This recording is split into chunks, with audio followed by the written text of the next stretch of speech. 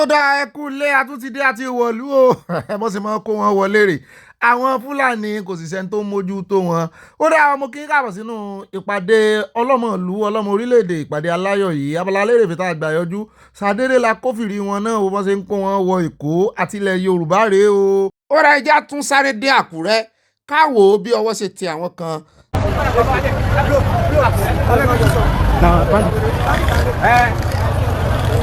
Bandits. Wagwan, guys. Bandits in Akure. Bandits in Akure, guys. Wagwan. This is live update. This is live update. We told them to open their truck. They don't want to open it.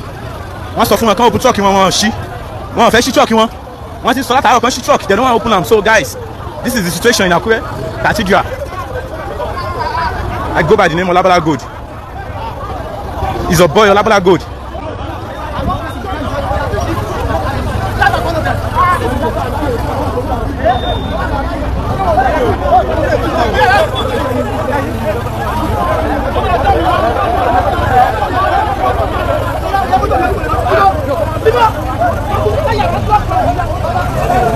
Oya. Ẹ má lọ báràkì o. A ti wá kẹran mérò báyìí ó sì ṣe àwọn àti àwọn màálù wọn náà ní ẹjẹ́ àkóńbẹ́ ẹjẹ́ abọ́dì sọ́dọ̀ Ọgbẹ́ni Asari dòkúbọ̀ ń jọ bí ẹni wípé ọwọ́ ti ń dùn ún ń gbọ́ wọn ní ilé ẹ̀kan wo Alleges ní o kì í sì ṣe lé kékeré bẹ́ẹ̀ náà ni mo gbọ́ wọn náà sì sí láìsẹ̀nsì ẹ̀ ní Benin Republic sẹ́mọ̀ kò ní skul kan bẹ̀ ó ní skul ńlá kan yunifásitì ó ní yunifásitì ní Benin Republic kì í ṣe kékeré wọn náà sì sí láìsẹ̀nsì ẹ̀ gbogbo nǹkan wá ń dàrú fún un. Àyà wa ń bi mí léèrè pé ṣé torí ẹni ṣe ń taka òsì dànù mo ní kò mọ̀ taka dànù ìmọ̀ ń dún kùkùlajà ni ó mọ̀ tí wàá ráàyè àwọn tí ń kọ kọ́mẹ́ǹtì ibi tí mo ti mọ̀ pé ọwọ́ ti dùn nìyẹn lórí ẹ̀rọ ayélujára ó ti ráàyè àwọn oníkọ́mẹ́ǹtì tán kọ́mẹ́ǹtì sábẹ́ post yẹ ọwọ́ ti dùn lóòótọ́. I will get you like this. Bam. This is how I will get you. Bam. Me, I don't fear you now. When you come out, you go, why? When you stand on you twice. We are profiling every one of them who make this comment. Every comment they make, we write down their names. We take their ID. We check everything about it. Wahala. Saboda da ka taka jirgi kawo sai a ce ai gwamna ya hita bayan nan ya bar gari bai zama. Àwọn ọmọ ti kúrò lọ́dọ̀ Asari dòkúbọ̀ ẹjẹ́ ànọ́dọ̀ gómìnà Katsina Èdíkò rádà.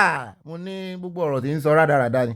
Torí wọ́n ní tí ń sọ náà Hausa tí ń sọ náà ni wípé some people see us as enjoying our trips to foreign countries. They don't know that we are àwọn náà ń sọ́fà. Ó láwọn ń sọ́fà ní gbogbo owó yín táwọn ná. Tán fi ń rìnrìn àjò káàkiri mo ní ìrìn àjò kọ́ ìrìn àrè ní àyá torí gbogbo ìrìnkèrindò ẹ̀dá láyé tó bá ti já sí ìrìn àrè a jẹ́ pé ó ti di suffer forward àmì ìrìn àrè lélẹ̀ tí ń rìn kiri ṣùgbọ́n ó fẹ́ fi bora rẹ̀ ni o ó fẹ́ fi bo ìṣe wọn ó fẹ́ fi bo ìjẹkújẹ ìyà ń jà wọn ṣùgbọ́n ìkànnù wọn tó àṣírí wọn lówó wà lápò àwọn. And I want to tell you one thing that most people not even know. At this time, more money is coming to the states. I am not the governor that we hide. What am I going to hide for? It's coming from somewhere. So some people want to hide. There's no money. There's money. Use the money. I am using the money. Use it in your state. And we are using it here. So that the people will be very happy. Abẹ́ẹ̀rí ìkànnà gómìnà ní ìyà ń jẹ àwọn kò sówó lọ́wọ́ àwọn ìkejì ní owó wà lọ́wọ́ àwọn pé kan yẹ purọ́ fara àlùmẹ́já kó mẹ́já déjẹ́bòde ẹja fún yín lọ́pdéètì lórí àbájáde gbogbo screening eléyìí tó wáyé lórí ọ̀rọ̀ the next Àwùjalẹ̀. God Almighty will guide the kingmakers to give us the right rule over. Thank you very much for the men of the press. Thank God for his wonderful grace, for his performance, and for his guidance and support for all of you today. It's very, very easy, very, very straightforward, and very, very transparent. And nobody has been excluded who should have been there. What's the next process The next thing now is to hand over our list of candidates to the kingmakers. They will then meet and then proceed to appoint a king for all of us. At what point are you consulting the oracle? We have already done that many times. We have the sacrifices on Thursday. We consult the oracle and we know what kind of person they are going to select by the grace of the Almighty God. Thank you very much. God bless you. Ó ra o àti dé ọ̀dọ̀ wèrè olórin ẹ̀rí bí ṣe ń rẹjú sí ń pariwo kò yàtọ̀ sí orúkọ tó pera rẹ̀ ẹ já wá fún ní update lórí n tó ṣẹlẹ̀ o wọ́n ti remand díẹ̀ o inú ẹ̀wọ̀n báyìí náà ní kán rè fipamọ́ sí ná wọ́n ló di on the 19 kan tó gbé ẹjọ́ rẹ̀ bóyá wọ́n máa gba béèlì àbọ̀n gba béèlì ẹ̀ wọ́n ló assault àwọn òṣìṣẹ́ ọlọ́pàá bẹ́ẹ̀ náà ni wọ́n ní ìyàwó rẹ̀ tẹ̀lé àbí bébí mama rẹ̀ ìkànnù wọn ló fẹ̀sùn kàn án wọ́n náà ló tún jí mọ́tò bẹ́ǹsì kan wọ́n ṣàkó ẹ̀sùn rẹ̀ jọ rẹpẹtẹ criminal case ní gbogbo ẹ̀sùn tán fi kan wèrè olórin yẹn Ṣàzù. Portable ní àpèjẹ rẹ̀ ṣe ní ìrànjú fẹ́ẹ̀fẹ́ẹ̀fẹ́ bíi táǹtàn náà wọlé ààrẹ ẹ̀rí tán fi léde rèé wípé àsọ́ọ̀tì àwọn òṣìṣẹ́ ọlọ́pàá àwọn agbófinró pé kò jẹ́ kán ṣiṣẹ́ wọn bẹ́ẹ̀ náà ni arábìnrin kan tó wà láàrin wọn wọ́n nítorí pé yẹn ò yọjú sílé ẹjọ́ ní adájọ́ fi sọ wípé òun ní kán remind díẹ̀ di on the 19.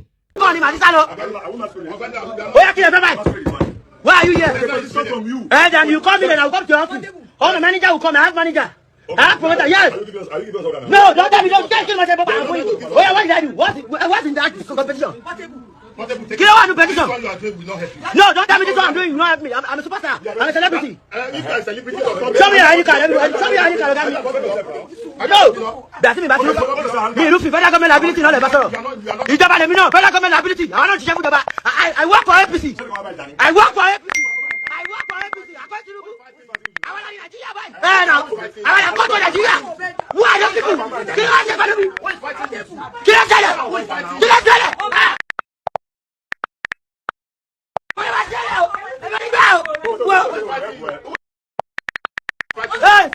Wo ya ya lo ko be bi ba o. Wo e ti wọlé ko wèrè. E ti fọwọ́ ko wèrè la ni wèrè. Kí ló ti wá. Mo call station. Ó ṣe gba station lọ kìkì. Ìgbà tó ń sinwin tó lọ ń sàṣẹ ó ṣe gba station lọ. Okay, ó ní mo wá pariwo ba. Wèrè kọ́ ló máa rojọ́ wèrè kọ́ ló máa dá. Tá bá tẹ̀ gbà pa àwọn ẹlòmíì wọn kì í ronú wá kọ̀ tẹ̀lé ẹ tó bá ṣe dà. Báwọn kan ní làákàyè náà. Ṣé mo ti ẹ bá wá sí bá ẹ rí láì ṣe pé ó ní kí n wá? Èmi tó pọjọ ọdún ayọ̀ mo fi bẹ̀rẹ̀ pẹ̀lú àwọn family mi. Ìwọ ló ń pè pé wà ń sad mood. O rí mi kini ko mo jẹ́ ní pé mo lọ sọ́dọ̀ daddy mi a lọ ṣọdún. Ó ní pé ṣé mi ní wálé ni mo ní mo ṣe bọ̀ ló ní kí n bẹ gbóúnjẹ ọdún wá mo jẹ́ lókè. Tí bá ti ń bọ̀ mo jẹ́ pé ẹ pé mo ti dé bá o. Olóhùn bọ̀ létà oko ní ká máa bọ̀ ń ta. Mo lọ bá ẹni tó máa ń jókòó sí ń ta èmi àtàwọn àbúrò mi. Adébẹ̀ agbóúnjẹ fún ẹ tó bá ní tá bá tiẹ̀ wá rò pé kí la ti fà lọ fà bọ̀ ó tì mí ó gbá etí mi ó yọ àké. Káwọn àbúrò mi palẹ̀ mọ́ fóònù ká máa lọ lé wa àfẹ́ wà lákúkú ti ṣọdún ayọ̀ tẹ́lẹ̀tẹ́lẹ̀ ló bẹ̀rẹ̀ sí ní fàáké gba fóònù lọ́wọ́ wọn àbúrò mi ọkùnrin ó gba lẹ́sẹ̀ lójú gbà tó dé station wọ́n ṣàgé ojú ẹ̀ wọ́n yàlẹ̀ ojú ọmọ yẹn ò tí ì làdí sìn àbúrò mi obìnrin tó tẹ̀lé wúrà torí wúrà ò tẹ̀lé wa ó gba etí ẹ̀ ó ló ti bú ẹrí ńgbà kan tá a jà ipò sọ̀rọ̀ sí ẹ lọ́nláìn ó gba etí ẹ̀ ó gba fóònù lọ́wọ́ ẹ̀ ìgbà yẹn tí mo fi ráyè escape tí mo fi lọ sá sínú inú ọ́fíìsì ẹ̀ mo tilẹ̀kùn wọ́n ló gbé gbá jáde odominú gbálẹ̀ àwọn àbúrò mi bẹ̀rẹ̀ sí ní pariwo ó lọ àkúrò mi bẹ̀ tó ráyè sílẹ̀kùn fún mi ni mo fẹ́ máa lọ lé ni mo pàdé ẹ̀ lọ́nà ibi tí mo ti pàdé lọ́nà ló ti fà mí ló yọ àké tó ló fẹ́ ṣá mi mo pa kí ni ìrajọ fà tó fi fẹ́ ṣá mi ló mú mi múgò mo múgò tán ló bẹ̀rẹ̀ sí ní pariwo abákàyà kí ni mo mọ̀ tó ń jẹ́ bẹ́ẹ̀ lóríṣiríṣi àwọn bá lé bẹ̀rẹ̀ sí ní bọ́sà tí wọ́n bẹ̀rẹ̀ sí ní nà àwọn kí la ti fà nọ́mà wọ́n yẹn máa rò pé kí ni mò ń dúró ṣe pẹ̀lú ẹ̀ o love mi kí ni kò mú wíṣ kọ́mọ tó yẹ máa ń ké ṣábí àwọn lèmi náà báwo ni wọ́n ṣe máa ké tó máa sọ fún mi pé òun ti ya wèrè rí òun ní mental issue ó máa ń sọ òun wò lẹ́kọ̀ọ́kọ́ o màá jáwò pé àjẹ́ kí n ti síta abẹ́rí wèrè la fi ń wò wèrè náà ló lè fẹ́ wèrè o ṣùgbọ́n wọ́n ti rìmáǹdì Portable títí di on the 19 kílè nínà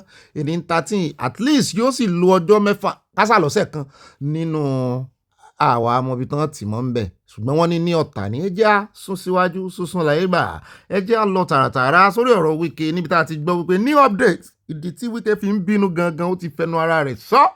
Wọ́n ló sọ wípé ọ̀dàlẹ̀ balẹ̀ lọ ní Fubara nítorí wípé kò yẹ kó defect sínú ẹgbẹ́ APC láláì sọ fún un. Ó ní tó bá máa gbérù gbèsè bẹ́ẹ̀ ó lóun ló yẹ kó ń fà lé ẹgbẹ́ APC lọ́wọ́ kó mú lọ bá ààrẹ pé òun gangan lójú rẹ̀ lọ́dọ̀ ààrẹ ó wá ń gbẹ̀yìn ń lọ sọ́dọ̀ ààrẹ. Meanwhile Fubara ṣe padà dé ni nínú àkójọpọ̀ ròyìn lónìí ẹ gbọ́ kúlẹ̀kúlẹ̀ rẹ̀ níbi tá a tún ti ń gbọ́ àṣírí wípé àwọn tó ń lẹ́nu tó ń lérí wípé àwọn fẹ́ impeach ẹ̀ notice of impeachment gan gbogbo lẹ́tà tán kọ tán rè fi madam kọ́mísítà wọ́n ní wọ́n ti mú dé ọ̀dọ̀ Fubara àṣé Fubara àtolódò dẹ àsanjọ lẹ̀pọ̀ wọ́n jọ wà ní France ní kó tó di pé bàbá bọ́ọ̀dì sí Dubai lánàá kí Fubara tó wá padà wálé lọ́jọ́ Sunday wọ́n ń gbé gbogbo ẹgbẹ́ yìí Wike ni torí ẹ̀ ló ṣe ń dùn gbogbo eléyìí tí ń ṣe yìí ń ka gidi borí ni. bẹ́ẹ̀ náà ni bọ̀dà Fáyọ̀sí Ayọ̀ Fáyọ̀sí ẹ̀gbọ́n wọn àjogún omi ṣe náà ń lọ káàkiri àrìnkànjábàtà gẹ́gẹ́ bí àbúrò wọn bó ṣe fi wọ́n pa lánàá wípé ọba tó ń gbàdọ̀ ọba lẹ̀ ọba wípé Wike rán ẹni tó ti ṣe two times governor ó ń ràn kiri. Bọ̀dà Fáyọ̀sé tún ti mú ìrìn àjò pọ̀n. Wọ́n ti lọ sí arisetv, kíní náà lọ lánàá lọ́dọ̀ Ṣeun ní channels. arisetv náà gbà lọ lónìí. Kọ́tì lórí ọ̀rọ̀ Wike náà ni wọ́n sà ń sọ fún Fubara, àwọn náà ń dọ́gbọ́n pẹ̀tù sí Fubara lọ́kàn ni pé kó náà wálé kó wá dọ̀bálẹ̀ kó wá tẹríba fún ọ̀gá rẹ̀ pé kò tí ì lé tìjú. Wọn náà sọ̀rọ̀ dálẹ̀ báyìí. Mo ní ọ̀rọ̀ Fáyọ̀sé ní í ṣe mọ́ ẹ̀gbọ́n rẹ̀ lára. Ẹ bá náà àkójọpọ̀ ọ̀rọ̀ ìṣúná ẹjẹ́ àgbọ̀rọ̀ lẹ́nu bàbá Peter Odili, ẹni tó jẹ́ bàbá nfa tó ń gangan ní godfather Wike tí Wike ò fún lọ́wọ́, tí Wike tí ò respect, tí ò ọ̀nà rẹ̀ mọ́. Àwọn náà sọ̀rọ̀ ṣùgbọ́n àwọn èèyàn wá ń sọ pé this is not the time tó yẹ kán sọ̀rọ̀, pé nígbà tí Fubara ti keep quiet tó mèchọ́nu pé kò yẹ ká rí èèyàn kankan tí ó tún mọ́ ti Fubara gbọ̀ngbọ̀n publicly. Of your people are with you. And they've asked me to tell you that you are the political leader of Rivers State.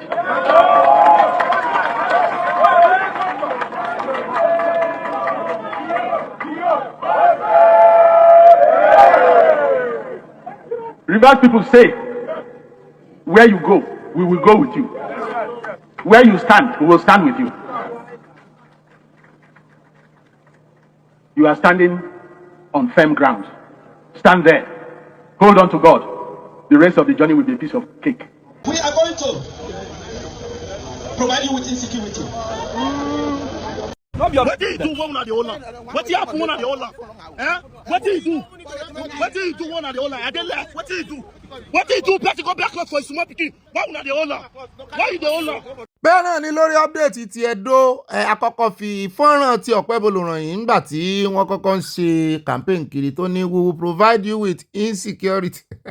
Ẹ̀rù ń gbà náà kò lè sọ̀rọ̀ ẹnu rẹ̀ tọ̀sùnmọ́ ní ìsìn ohun rẹ̀ ti kí gbangba. Ó náà ló wá dífá fún àwọn tó ṣe protest lánàá tán mú wọn kiri, ọmọ kékeré kan náà mú tó ń kọjá ló ń tiẹ̀ tí ò tiẹ̀ mọ̀ nǹkan kan. Aṣàdúpẹ́ wọ́n pàpà fi ilẹ̀ ṣùgbọ́n gbogbo update ibi tán bá ọ̀rọ̀ dé 52 people tán kó ná àwọn ọmọ AAU Ambrose Ali University àti gbogbo àwọn tó pariwo lé Ọ̀pẹ́bọlò lórí. Ẹ bá pàdé inú àkójọpọ̀ ròyìn lónìí. Nígbà yẹn jẹ́ wá dákán dé UK jẹ́ rántí arábìnrin Princess ilẹ̀ ń wò yẹn comedian ara àwọn tí sọ́lọ̀ ńlá lò èmi ò mẹ́ni tó lò tó sàràn bàbá Àjẹsà lẹ́wọ̀n lọ́jọ́ sí nípa iṣẹ́ ọwọ́ bàbá Àjẹsà kí n sọ dílẹ̀ nípa iṣẹ́ ọwọ́ tán ní bàbá Àjẹsà sí a sì ń bẹ̀ kó sojú wa àwọn méjèèjì náà ni wọ́n kóra wọn lọ ilé ẹjọ́ ṣùgbọ́n ló wá jáde ní ìsìn tó ní mo mọ̀ ń wọ́kọ̀ ni mo sì láwọn bàbá ń bì ó wá ní rárá ó ní àwọn pásítọ̀ kan òun ti mọ́ táàgì wọn ti pẹ́ pé kábùn pín fọ́nrán ẹ̀ kó kálé kó kákó wípé inú ṣọ́ọ̀ṣì lòun ti ń wọ́kọ̀ mo ní bá mi òkè ńlá Adédọ̀tun olùkú mi. Oh, yes. Even though I'm divorced, at least I'm single. And I have sent messages to a few of you or commented on your videos to say, help a sister. There must be a responsible, kind man in your congregation that is at least maybe in his 40s or early 50s. Help a sister. And a lot of people come under those comments, they mock me, some of them make fun of me, some of them, whatever. But I'm doing this video because we can't just be praying and fasting and we'll back it up with action. So, Pastor Philip Olubakin, Pastor Bolaji Idowu, Pastor Jerieze, Apostle Joshua Selma, Apostle Femi Lazarus, are you saying that in your whole church, as in all the branches, there is not one man that is responsible and kind? Haba now. That's why I decided to do this video, because this 2026, I remember one sermon that Pastor Bolaji did. You will say, you'll be praying God. When the man comes, you now say, hi God, what is this? Me that I didn't say, what is this in call? You said we should not lock our DM. We didn't lock. But I asked for you to take action at least. So this January 2026, I am begging the 5 of you, spare me 30 minutes to go through the list of people in your church that are single, that are men, responsible and kind of in their 40s or early 50s. You don't have to do anything. No. Just send me their Instagram and I will take it from there. Because normally, if somebody is pregnant, 9 months, they will put to bed. So as I've done this video this January now, let's say end of September or October, we should be doing something like engagement or mommy. Please, I want you to take it serious. That's why I've done this video. And if nothing is done this month, next month, I'm going to share another video. And I'll be tagging people. I don't mind doing sponsored posts though. Because let it not be, you have said this. You people, you should pray fast. You should face. We've done that. So I've snapped what you have said. You say we should take action. I've snapped it. Chakam. Not that later now I will go into the world and find somebody. You will now be saying, we should not be equally yoked with this now that want to be yoked with our fellow brothers. So because all your teachings that we've been following, for those of us that have been maybe due to one disappointment or the other, now that we are bold, it took me long to get to where I am now, to even be able to say that, okay, maybe I will try again. So you see, as I want to try, so Pastor Bolaji, Pastor Philip, you people, you have to try with me. What God cannot do does not exist. Wọ́n ní ìgbàgbọ́ láìsí iṣẹ́ òkú ni béèyàn gbàdúrà tí ò gbé ìgbésẹ̀. Ibi tó gbàdúrà, ibi tó dúró sí náà ni ilẹ̀ oṣù tílẹ̀ ó mọ̀ bá. Èmi láìkí ìgbésẹ̀ tó gbé owó tẹ̀ jẹ́ pé nílẹ̀ aláwọ̀ dúdú mentality wa ni wípé obìnrin ìlànà ń toast ọkùnrin, ṣùgbọ́n kò rí bẹ́ẹ̀ ní àwọn diaspora táwa wà. Ìgbésẹ̀ tí princess wa gbé yìí, ìgbésẹ̀ akọni, àwọn kan fi ṣe yẹ̀yẹ́, wọ́n fi ń ṣe ẹlẹ́yà, àwọn kan tiẹ̀ tún repeat ọ̀rọ̀ bàbá àjẹsàmù ní ìyẹn ò lè dá dúró. Àwọn tó táàgì ló táàgì, ó sì ti sọ ó ní kó ń bá rè mọ́kọ́ ń ta, wọ́n tún lè ní òun yoke with unbelievers ló ń ṣe ń wò pé kò ń mọ́kọ́ nù ṣọ́ọ̀ṣì. Ọ̀rọ̀ bíbélì ló ń ṣẹ, olóbìnrin máa pọ̀jọ ọkùnrin lọ, kì í ṣàwa náà, àwa là ń gara, ṣùgbọ́n ṣé ẹ wá rí kò sọkùnrin gbòòrò náà. Àwa tá a kú ń gbòòrò àwa tá a kú ń gbòòrò rè nǹkan yẹn. Èmi náà gbàdúrà fún bí ó bá fi di September, Ọlọ́run ó jẹ́ ká ṣe mọ̀ mí mọ́ rẹ̀, á sì rán yín létí. Ẹ jẹ́ á kó ń bẹ̀ jàre. Abẹ́rẹ́ ni tó ní interest ń bí ni àwọn bàbá mi. Any interest? No problem. You already here? Yeah, but you said 10 o'clock. Àwọn ti kúrò lọ́dọ̀ princess àti wà lọ́dọ̀ bàbá Ọbásanjọ́, wọn lọ́rẹ̀ wọn kan ló fẹ́ ṣe ọjọ́ ìbí, ǹjẹ́ ìṣe 90th birthday. Mo ní ọ̀gá ò táwa alàgbà náà méjèèjì, bàbá ṣe kí ni bàbá Ọbásanjọ́ ṣe pé ná. Anyway, wọn ìbọ́lọ́jọ́ kọjọ́ wọn ikọ̀ wọn fọlọ́mọ àwọn àgbàlagbà rí. Àwa náà dàgbà darúgbó àní dàgbà yàrá sí Ọlọ́run Èdùmàrè. Ń jọ bí ẹni wípé bàbá tètè dé ibi tí ọ̀rẹ́ wọn ti fẹ́ sọjọ́ ọ̀bì, kò sì tí ì tó táìmù lọ́rẹ́ wọn wá sọ pé ó ti wà ń bí náà ni mo ní àgbà ti dé, bàbá ti padà dọ̀mọ kékeré. Ẹ já dọ̀sùn.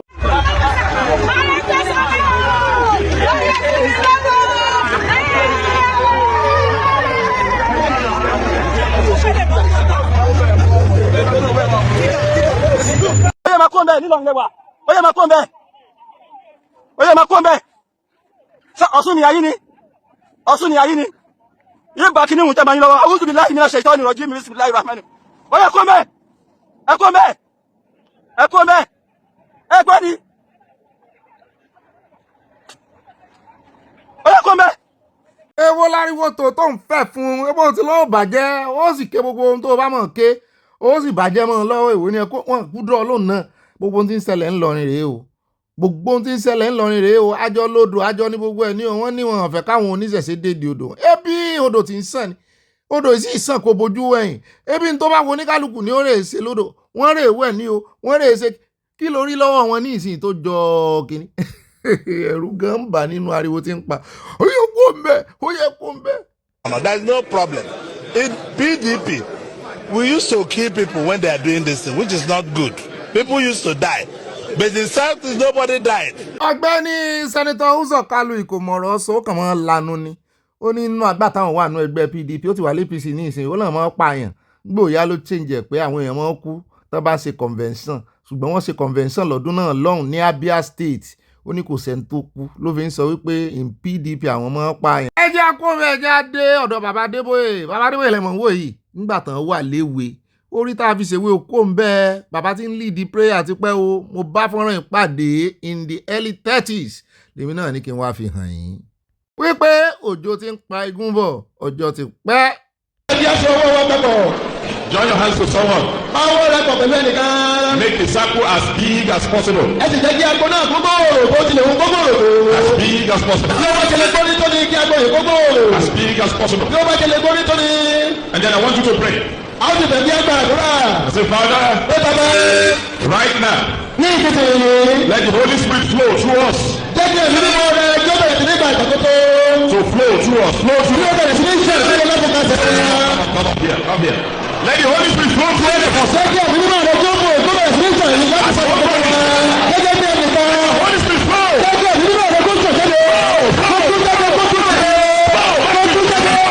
àwọn èèyàn ti fẹ́ mọ wọnú ẹ̀mí ẹ ti gbàgbé pé inú ìròyìn la wà ẹ já kó ń bẹ já fún yín lọ́pdẹ̀tì lórí ti Ọ̀ṣun lára àwọn ọmọ Ọ̀yọ́ kan wọ́n sọ̀rọ̀ lórí ìṣẹ̀lẹ̀ tó ṣẹlẹ̀ lánàá wọ́n ló bà wọ́n nínú jẹ́ púpọ̀.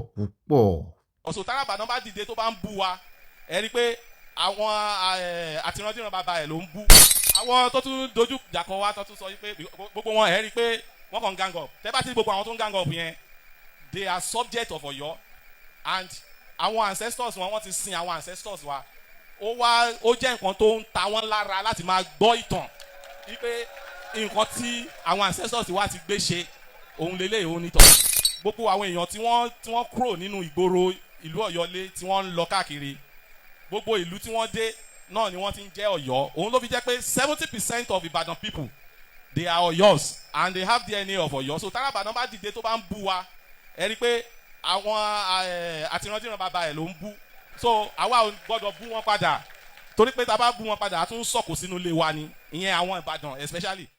ẹ wo ìṣẹ̀lẹ̀ tó ṣẹlẹ̀ lánàá ó dùn àwọn ará Ọ̀yọ́ gan ó dùn wọ́n gan pé ṣé ọwọ́ ọba àwọn lẹ́wà hangi tó bá fi gbé ọwọ́ rẹ̀ padà ọwọ́ ọba ìpòfò kí ló dé kí ló ṣẹlẹ̀ wọ́n sọ̀rọ̀ gan o ṣùgbọ́n èmi lérò wípé ẹjọ́ òdìnú àkójọpọ̀ ọ̀ròyìn ẹ fẹ́ gbọ́n tí mo lérò ẹjọ́ òdìnú àkójọpọ̀ ọ̀ròyìn mo sì fọ̀rọ̀ àná pàwọ̀ ẹ̀dẹ̀ lọ́wọ́ ẹjẹ́ kó bẹ́ẹ̀ jẹ́ adé ọ̀dọ̀ Ganduje fọ́nrán yìí ti pẹ́ èmi ò tiẹ̀ mọ ìdí tí wọ́n ṣe lé Sanusi kúrò lórí oyè ńgbà náà ń ló wá fẹnu ara rẹ̀ sọ́ngbà tí Ṣeun Channels tó bí léèrè ẹjẹ́ àkàn yọ gbọ́. The Emir of Kano, the deposed Emir of Kano, did not understand the responsibilities of a traditional ruler, especially for a strong institution that of Kano. You see, the Emir of Kano was a social critic, a celebrated social critic, and there was nothing wrong with that because he's an educated person. There's freedom of speech. Let me give you one example. When I was a deputy governor, and my former Governor Konkoso was the governor of Kano State, Sanusi was an executive director in a bank, and he made a statement that instead of providing water in Kano State, we are building a house in Abuja. That is the house belonging to Kano State government like any other, the lodge, the governance lodge in Asakoro. And also he said, when we are paving the roads with tiles in order those who are walking along the street can also walk smoothly, he said, instead of us renovating schools, we are putting, such pavements. So you can see that it was a social critic. Of course, in governance, you have to do so many things at the same time. You do not say you will do this, you will stop on other things. That was a social critic. I could remember my governor said, either the bank should sack him or we should withdraw our account from that bank. And the government, the bank did not sack him. So we withdrew 969 million naira from that bank. I could remember the figures precisely. You see, that was the work of a social critic.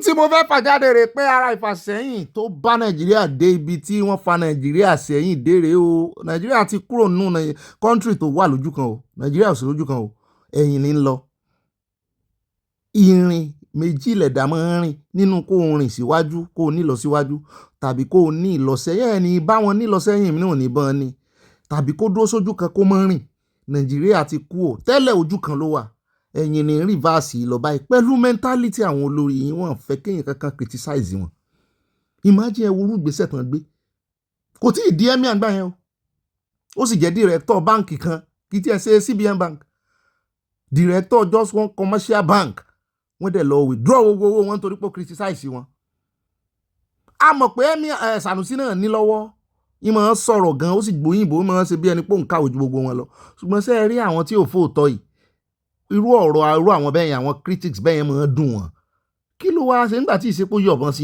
kò yọ àdá sí ń tẹ́ ẹ ṣe bó lẹ́sẹ̀ rè mọ́ fowó kọ́ adúrú lọ́ọ̀jì nígbà tí àlùmọ̀jèrè pọ̀ ń tó sọ fún yín nìyẹn ẹ wá lọ withdraw, ẹ kọ́kọ́ fẹ́ kí báǹkì yẹn sáàkì ẹ̀ dànù náà gbàtẹ́ ẹ̀ wá rí sáàkì wá lọ withdraw owó ìjọba tẹ́ ẹ kó sí báǹkì ẹ̀. So tẹ́ ẹ bá kàn déédé rí báǹkì tó liquidate ara tí mọ̀ ń farè wọ́n fẹ́ lọ síwájú wọ́n fẹ́ kàn criticize àwọn olórí tí ò bá sì ti fẹ́ criticism ìlú náà ò lè dáa ní ti ń ṣẹlẹ̀ Nàìjíríà ni. Ó dá àwọn ẹjẹ́ àkóńbẹ̀ bí tá a ti ń kọjá lọ láti rí arákùnrin tí ń ka owó fún àwọn sálùmọ̀jèrè là ń pè wọ́n àbáwọn bábíyá làṣírí ààbò àwọn ọmọ méjèèjì mọ̀ kọ́ wọn gba owó ó ka owó fún wọn ní 1,000 ẹ mọ̀ ohun tí ó ṣẹlẹ̀ o ṣùgbọ́n gbò yá ló bá mú 200 naira jáde ó gbà lọ́wọ́ ọ̀rẹ́ rẹ̀ tó wà lẹ́gbẹ̀ẹ́ rẹ̀ wípé ìyẹn ni kó mú un léèyàn lọ́wọ́ pé owó yẹn ti pọ̀ jù ni wọ́n fẹ́ gbà náà bá gbà náà bá tún na owó tó pọ̀ sí wọn náà bá gbà àsáwọn ọmọ ń bẹ̀rù pé kán mọ́ fún ọ̀ṣọ́gun owó ni mo náà àbò kí mo ní tí ojú káwọn bàbá wọn tí wọ́n ríran tán bá mọ̀ wípé wọ́n gba owó gidi wọ́n fẹ́ ná wọn pa.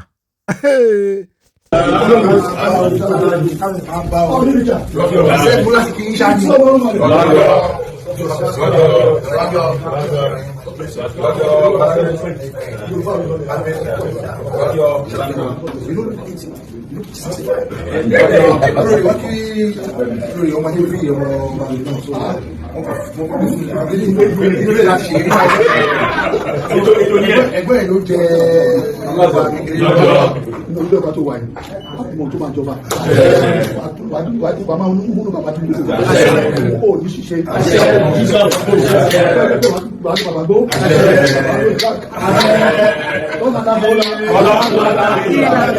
Jesus mighty name.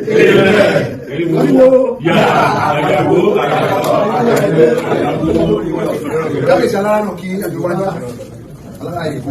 Lọ́kọ̀. Ok. Àpáwọn méjì bá wọ́n síbẹ̀. Lọ́kọ̀. Àwọn ní Chamanela rẹ̀ sílẹ̀ owó èkútú.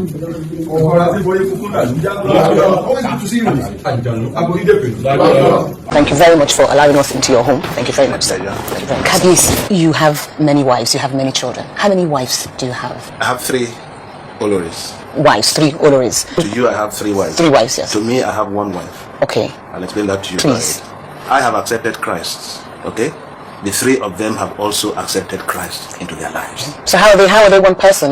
Very good. Jesus Christ is in me, and Jesus Christ is the person living my life for me. So you see them as one. Jesus Christ is also living their own lives for them. So it is the same Spirit of God, the same Jesus Christ that is living in each of us. So how can Jesus Christ now rise against himself?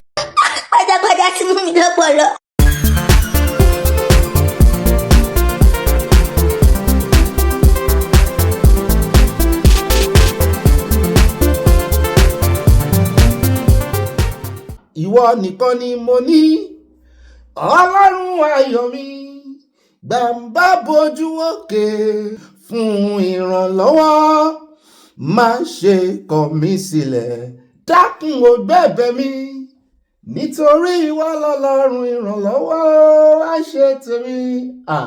Ó gba ebèrú 3 nínú iná ìléru wá gbọ́n tèmi. Ogun Jẹ́ríkò wó níwájú Jóṣúà wá bá mi ṣe. Àpè nìkan kì í pè ní fún ìyà jẹ ìwọ ló pè mí. Dúró tì mí máa jẹ́ kí n ṣubú wá gbé mi ró.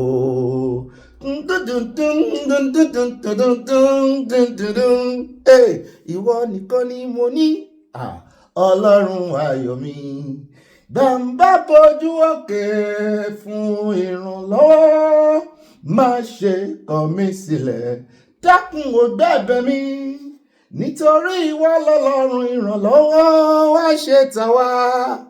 Èlíjà pè ọ́ lórí òkè Kárímélì ó fi iná dáhùn ẹbọ rẹ̀ àwòrán Báálì wọ́n parun.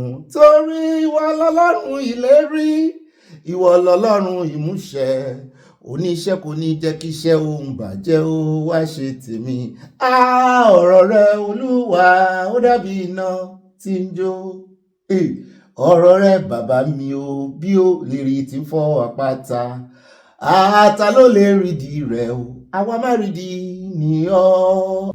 Àpáta ìgbàlà mi ń ròyìn rẹ kárí ayé lèmi ò ròyìn. wípé mo ní Jésù ti wọnú ẹ̀mí lọ gbogbo gìtà tán play nú ẹ̀ gbogbo piano tán fi melody play gbogbo ẹ̀ pátápátá ni mo lè kọ lórí ayọ̀ ni o ẹ̀mí ayọ̀ ni o ayọ̀ rẹpẹtẹ ayọ̀ ni mo fi kí n káàbọ̀ nù ìdílé aláyọ̀ náà ni ayọ̀ dàpọ̀ máyọ̀ ayọ̀ yìí máyọ̀ ibà ayọ̀ yín náà rèé ibà fayọ̀ kọ́ọ̀tì ẹ̀ fayọ̀ kọ́ọ̀tì ẹ̀ ibà múlùdùn yín rèé adúpẹ́ lọ́wọ́ ọlọ́run adúpẹ́ tẹ̀ múnú wá nù mo dúpẹ́ lọ́wọ́ ẹ̀yin èèyàn mi náà ibà kéde fún Yorubanation káfàtà fóòdù àdìsàn káfàtà ìjàlódé torí dòwe àwa yí gbogbo ẹ̀pọ̀ ń bí ni wọ́n lè yà wá ọ̀rẹ́ la ó mọ̀ ṣe èkó ọlálábàpọ̀ ẹ̀wà gbogbo ilé ajá àtún parí ẹ̀ àwa ìjájẹ́ olójú kan àtàfọ́jú lórí ọ̀rọ̀ tó ṣẹlẹ̀ lánàá páàdì dá sí páwa náà ò ní fà á fà á jà àwa ní rin ọba fi torí ọ̀tọ̀ ní tọ́lú ọ̀tọ̀ ní ọba ọ̀tọ̀ là pèrè ṣùgbọ́n nítorí wípé ọ̀wọ́ kókó la fi wọgi ọ̀wọ́ òòṣà la fi wá àfín torí ẹ̀ la ṣe ń fi ọ̀wọ́ àpèrè wo àwọn ọba yìí bẹ́ẹ̀ ni béèyàn kan lásán dórí oyè aláàfin tó dórí àpèrè aláàfin tó bá dọ̀la ojú àpèrè láàmú fi wò á ní fojú èèyàn lásán tó jẹ́ tẹ́lẹ̀ kó tó dórí àpèrè àní fi wò kódà kó jẹ́ èèyàn tí ò tiẹ̀ lọ láti olówó rárá tí ò dé Canada rí kó dórí àpèrè ọ̀tọ̀ làpèrè ọ̀tọ̀ ni ẹni tó wà lórí oyè kẹ́ni tó wà lórí oyè náà mọ́ wà ayayọ̀ ọ̀pọ̀lọ wípé ẹjẹ́ ń kọ́kọ́ kíra mi náà èmi náà ní ibà rìn gínigíní tí ń gún mi àti ń gún yóò rìn gínigíní ibà pàpà parada yín náà rí níbi táyà ti ń parada tí ń dọ̀gá rẹ̀ ọ̀gá rẹ̀ parada ń dá àyà nínú abala comment section abala ẹ̀yin olólùfẹ́ èmi náà ní ibà lọ tààràtààrà tọ̀rọ̀ bá ti dòrò títọ́ àtòdodo nítorí ẹ̀ lórí ọ̀rọ̀ ta láàfin àtolúbàdàn á lọ tààràtààrà ní àgúnlá àgúntẹ̀tẹ̀ ọba àlú tí a gan bọ́rọ̀ bá ti kàn àmọ́ sóòótọ́ ọ̀rọ̀ àmọ́ kanjú alẹ́ ń kọ́ àwà dórí ọ̀rọ̀ ọba àlú mi àà ní sóòótọ́ ọ̀rọ̀ ṣé mo kọlà sójú ni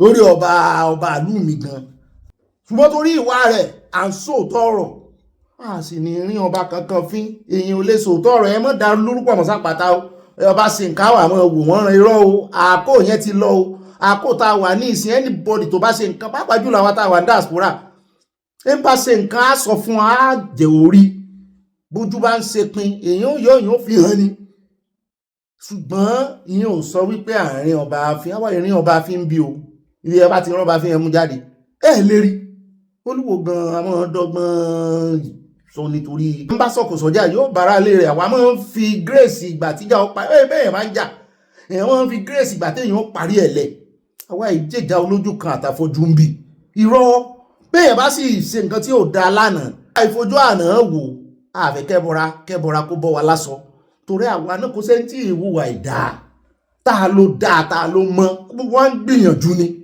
ẹ jẹ́ a máa lo iṣẹ́ rere àwọn èèyàn o béèyàn bá waṣọ funfun bépo bá ta sí àlà rẹ̀ bẹ́ẹ̀ àwọn èèyàn bá rí lọ́ọ̀kan epo yẹn náà kọ́kọ́ rí àbàwọ́n yẹn náà kọ́kọ́ ni ó kọ́kọ́ ranjú mọ́ wọn ṣùgbọ́n lórí ìkànnì àwa ò wo àbàwọ́n èèyàn kankan o lórí ìkànnì ìrọ́ àwa tá a rórí ọ̀fẹ́ àtàánú gbà tọ́lọ́run ò wo àbàwọ́n wa láwa máa ranjú mọ́ àbàwọ́n èèyàn kankan irọ́ ó fà wá sẹ́yìn gan nírìn ìrìn àjò òmìnira Yorùbanation kí ni ẹ fà wá ó fa ìrìn àjò yẹn sẹ́yìn àbàwọ́n láàmú ranjú mọ́ àbàwọ́n láàmú ranjú mọ́ bí ẹni pàwọ́ gan yìí ṣe mọ́yàn náà wà ní pé àwa tẹ̀tẹ̀rẹ̀ gùn àmọ́ wọra wa ràn irọ́ o ní tí mò ń sọ kọ́ nìyẹn o ní tí mò ń sọ ni pé ẹjẹ́ àmọ́ dáríjìnra wa tọ́lọ́mbà ti fira wa hàn wá àti mẹ́lẹ́yìí eléyìí ọ̀dàlẹ̀ ni ẹ dáríjìn ọlọ́run tó fi hàn yín ó mọ̀ túmọ̀ ẹ̀ wọ́n ẹ dáríjìn ọ̀dàlẹ̀ lọ́dọ̀ yín ó ẹsẹ̀ ọ̀dàlẹ̀ kò sí dáríjìn yàn ọ̀dàlẹ̀ wúlò ọ̀rọ̀ mi máa ń yà ìlẹ́nu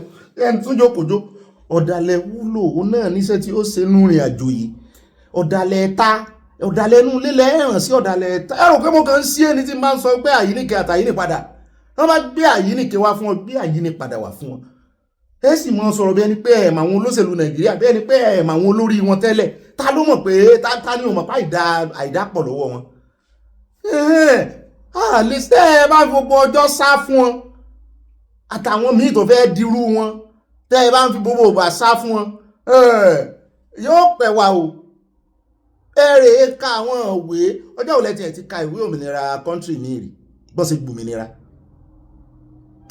má ṣe o wọ́n jẹ́ ńlá gún jìnnà lórí ọ̀rọ̀ ẹ̀ kọ́ wọ́n di pé ìwọ bọ́bí gan ọ̀rọ̀ rẹ̀ òyìá ibo mú kíra mi déjàre ibà náwó sí mi kí náwó sí mi kí wọ́n náwó sí ẹ bọ̀wọ́ láti inú bí ẹ gbọ́wọ́ mi ibà àbòsí wọ́n ti ní ìran Yorùbá ní sàbòsí àti àṣẹ èmi náà ní bá kọ̀nfàmù ẹ̀kọ́ tó sẹ́ndì ẹ̀ mọ́bọ̀n sẹ́ndì ìròyìn fògàn náà o wọ́n jà pẹ́jù lórí ẹ̀ à ń bọ̀ lórí ọ̀rọ̀ ta láàfin àmọ́ update wà fún yín àti tòlúbàdàn àwọn ará Ọ̀yọ́ náà ń sọ̀rọ̀ bẹ́ẹ̀ náà ni àwọn àkọlé kan wọ́n ń pè síta tó ń tàbùkù lu Olúbàdàn ológa o bọ́rọ̀ bá ti dọ̀rọ̀ ọjà báyìí àìtí ẹ̀ sẹ́nu kúrà rárá àmọ́ sọ́rí nínú kọ́mẹ̀ntì kan mo rí bọ́ ṣe ń bú Aláàfin n ò ká débẹ̀ mò ń fò ní irọ́ ẹ mọ̀ jẹ́ àtànú àbùkù bá àpèrè bàbá tí ẹ̀wà pàkíyèsí wọn sí ẹjẹ́ á mọ̀ rántí pé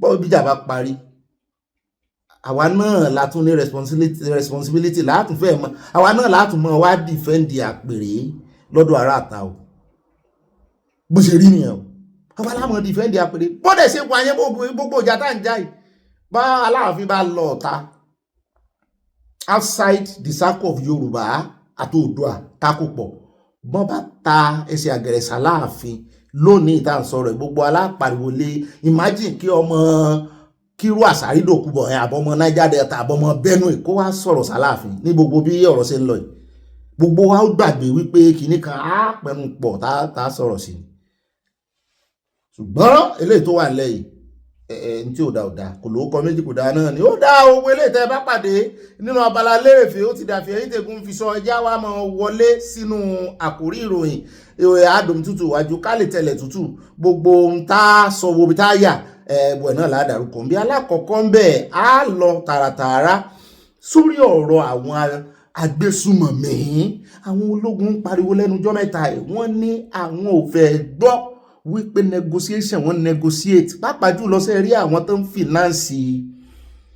finance terrorism wọ́n náà fẹ́ máa mú wọn èmi náà sọ bẹ́ẹ̀ mo ní bẹ́ẹ̀ bá tán ṣòro from the source lèyàn ti máa tán ìṣòro tó sì máa from the source orísun ìṣòro lèyàn máa ń lọ ibi títí ń ṣẹ́yọ sẹ́lẹ̀rú rẹ̀ sẹ́lẹ̀rú àgbo agbára àgbo Ọ̀ṣun tí ń wọ ọmọ rẹ̀ kí dókítà ó tó dé orin yẹn sọ sí mi níyè ni ṣọ́ọ̀ṣì ẹ̀ lẹ́lọ níbi tí omi yẹn ti ń rú jáde ẹ sì dípa wọ́n lòun ní iléeṣẹ́ ológun fẹ́ mọ́ tẹ̀júmọ́ ní ìsìn à ń bọ̀ ń bẹ́ àmúrò yẹn wá fún yín ṣùgbọ́n lórí ọ̀rọ̀ negotiation náà àwọn èèyàn ń pariwo léèyàn lórí labá tún gbọ́ pé bí Minister of Defence sọ̀rọ̀ tó wọ́n ṣe pálariwo tó wọ́n bá ní wọ́n tún dáríjì àwọn èèyàn kan meanwhile ní North East àwọn ọmọ iléeṣẹ́ ológun tán kó lọ bẹ̀ tán lọ́n ja ìjà tán dojúkọ àwọn agbésùnmọ̀mí wọ́n pariwo lánàá síta wípé àwọn ò fẹ́ kán radicalize anybody mọ́ àwọn ò fẹ́ kán kọ́mọ ẹyẹ lépọ̀ màdíyẹ mọ́ wọ́n yàtọ̀ síra àwọn ẹmọ́ dọmọpọ̀ Mercy gbogbo àwọn tẹ́lẹ̀ ń radicalize irọ́ ni àwọn tẹ́ ń lo non-kinetic fún àwọn tí dé o kinetic làwọn fẹ́ lò fún wọn àwọn ò gbé náà kojú wọn ni àfi bá a ṣe gbọ́ wípé lánàá Katsina 70 Boko Haram ni wọ́n tún dáríjì náà tún pè wọ́n ní repentant mo ní láìsẹ̀nú ṣọ́ọ̀ṣì náà ti máa ń repent à ń bọ̀ lórí ẹ o à ń gbé arákùnrin kan bọ̀ tẹ́nu àbùkù lù wọ́n náà gangan ni wọ́rọ́kọ́ ti ń dáná rú wọn gan náà ń fa ìrìn àjò ìsẹ́yìn ṣùgbọ́n Minister of Defence láwọn òní ìgbà bẹ́ẹ̀ náà ni a rí àwọn ológun ojú òfurufú àbójú omi kọ́nù wọn àwọn tí wọ́n wọṣọ funfun náà ni oúnjẹ ẹni pé orí omi làwọn eléyìí wọ́n láwọn ò fọwọ́ sí negotiation wọ́n sì láwọn fẹ́ túṣu désàlẹ̀ kókò lórí gbogbo àwọn tí ń finance terrorism ibẹ̀ náà látún ti ń gbọ́ tán sọ wípé wọ́n ká ìbọn àwọn nǹkan ìjà olóró wọ́n ká mọ́lé Malami mo bá ní àti ń retí tẹ́lẹ̀ wọ́n láwọn DSS wọ́n náà láwọn ò ní jẹ́ kó bọ́ lọ́wọ́ àwọn bí EFCC bá ti mójútó ọ̀rọ̀ money laundry tán wọ́n ní yóò wá jẹ́jọ́ lọ́dọ̀ àwọn náà wọ́n nílé rẹ̀ nǹkan kẹ́bí ẹjẹ́ àfàlẹ̀ jẹ́ lìsì wọ́n níbẹ̀ ni wọ́n ti ká àwọn nǹkan ìjà ìmú ní iṣẹ́ burúkú tí Buhari lò fún bóyá náà sì ṣiṣẹ́ burúkú tí Buhari ò mọ̀ wọn àti Burantai nígbà ayé Buhari Burantai náà sọ̀rọ̀ ẹ bá gbọ́n tó sọ nínú Abala Sanawole láti lò à ń bọ̀ ń bẹ́ẹ̀ ẹ bá ń kó owó ẹ̀pọ̀ ẹ má bá ń fọkàn bá lọ á tún wá yà lọ́dọ̀ Ọ̀gbẹ́ni Fáyọ̀ṣe àbúrò rẹ̀ sọ̀rọ̀ sí lánàá ó lẹ́rù Wike ni ṣùgbọ́n Fáyọ̀ṣe tún sọ nǹkan míì lónìí o lórí ọ̀rọ̀ Mákindé wọ́n pè lọ́rẹ̀ rẹ̀ làwọn èèyàn bá ní sípò rẹ̀ níwọ̀ àti Mákindé náà ìwọ̀n dá sọ̀rọ̀ gọ́vnà Wike aláṣejù bàbá àṣetẹ́ aláṣejù bàbá àṣetẹ́ àti Fubara Godson rẹ̀ ìwọ ti gbàgbé tiẹ̀ gbogbo ẹ̀yin wọ̀nyí náà ṣe bẹ́ẹ̀ ní Godfather ìwọ ò béèrè wípé kí ló ṣẹlẹ̀ láàrin Godfather Wike àti Wike ṣé Wike so họ́nà so bu ọlá fún Godfather àti ẹ̀ tí wọ́n ń gbèsè lẹ́yìn ìgbà tí Ọ̀gbẹ́ni Fáyọ̀ṣe ó tún sọ̀rọ̀ ó ní lórí ọ̀rọ̀ Mákindé ó ní Mákindé àti Malami tó join ADC mo ní zone ríran ni ẹsẹ̀ mọ̀pọ̀ náà bí primate ní ṣe máa ń sọ̀rọ̀ ó ní PDP can never expel people like Governor Wike and me. Majority of those who accuse us of doing anti-party are now in the APC. PDP today is a club turned into two halves and no one to either side. Wọ́n sáfẹ́ tí gbogbo wọn dé ọ̀dọ̀ ADC ṣùgbọ́n lánàá tí Fáyọ̀ṣe ti ń pọnnu mọ́ ADC tó ní Ọ̀gbẹ́ni Peter Obi ní lifeline wọn ń bẹ̀ mo ń wò báyìí pé Peter Obi ní lifeline wọn ó sọ̀rọ̀ yẹn gbogbo ẹ̀ là mú bọ̀ lónìí ṣé òun gbèsè Peter Obi lẹ́yìn ó ní Peter Obi nìkan ló lágbára ló ní kinní láti kojú APC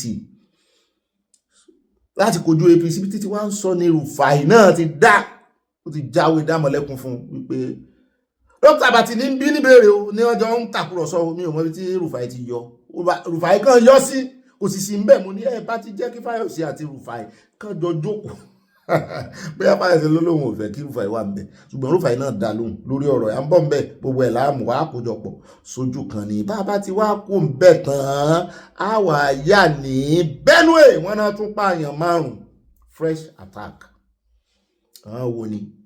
Among the victims, a House Assembly candidate for Utukpo Apa State constituency on the platform of the People Democratic Party ni wọ́n pa o. Mo lélẹ̀ ìlágbára o. Ṣé Trump ó gbọ́ à ń bọ̀ mbẹ́ lónìí náà ni kò ní dọ́là o Benue wá rogo báyìí. Benue rogo. Kí láti ṣe léṣe? Àwọn àkóńbẹ́ àyà nínú ọ̀rọ̀ bọ́jẹ́ẹ̀tì àfi bá a ṣe ń gbọ́ látàná àtijẹ́ta láti ń gbọ́ iye báyìí náà bù fún kinní kan iye báyìí la bá tún gbọ́ wọn ní lórí ọ̀rọ̀ jet presidential jet wọ́n ní ẹ wá gbọ́ iye tí ààrẹ àti igbákejì wọn tán bù fún mo ní kí n mọ̀ sàn náà wọ́n bu owó nú bọ́jẹ́ẹ̀tì wọ́n sá ní ó dáa wọ́n sá ní ká tún grammatical ọ̀rọ̀ yẹn structure wọ́n ní FG votes 19 billion naira for VP's aircraft engine orders wọ́n fẹ́ ṣèǹjì engine láìsí engine mọ́tò mo ní sí half engine lẹ́fẹ́ rà sínú jẹ́ẹ̀tì ládùúgbò òye tán ná sí orí ilé rẹ̀ táwọn èèyàn sì ń pariwo lọ́jọ́ sí mo tó fẹ́ change jet engine jet yẹ ẹ kúkú ra tuntun fún 19 billion naira bá a ṣe gbọ́ o àlejò lì wọ́n ní iye tó wà ní bọ́jẹ́ẹ̀tì nìyẹn bẹ́ẹ̀ náà la tún gbọ́ tán sọ pé solar náà pé wọ́n tún 7 billion naira kan náà tún fẹ́ ná sórí solar mo ní ṣe bọ́n ná 10 billion kan ní last year sí 7 billion náà wà á mọ̀ fi maintain ní solar tán ṣe ní 10 billion naira sí Aso Rock à ń bọ̀ ń bẹ́ ibi tá a ti ń ṣàríyànjiyàn lárákùnrin kan ti ní ẹ mọ̀ wulẹ̀ tó àtòdànù ẹ jẹ́ kó ràn yín lọ́wọ́ wọ́n ní proposed 2026 budget federal government should create transparent flow on how money is spent Paul Alaje wọ́n láwọn ògbèwà débẹ̀ mo ló ti ẹ̀dá ẹ ti rí wa pé à ń ṣe àríyànjiyàn bàbá tí wàá kó ń bẹ̀ tán àyà ní Makoko ọ̀rọ̀ Makoko ní agbára o gbogbo àwọn tán wọlé wọn báyìí inú bóòtù náà ń sùn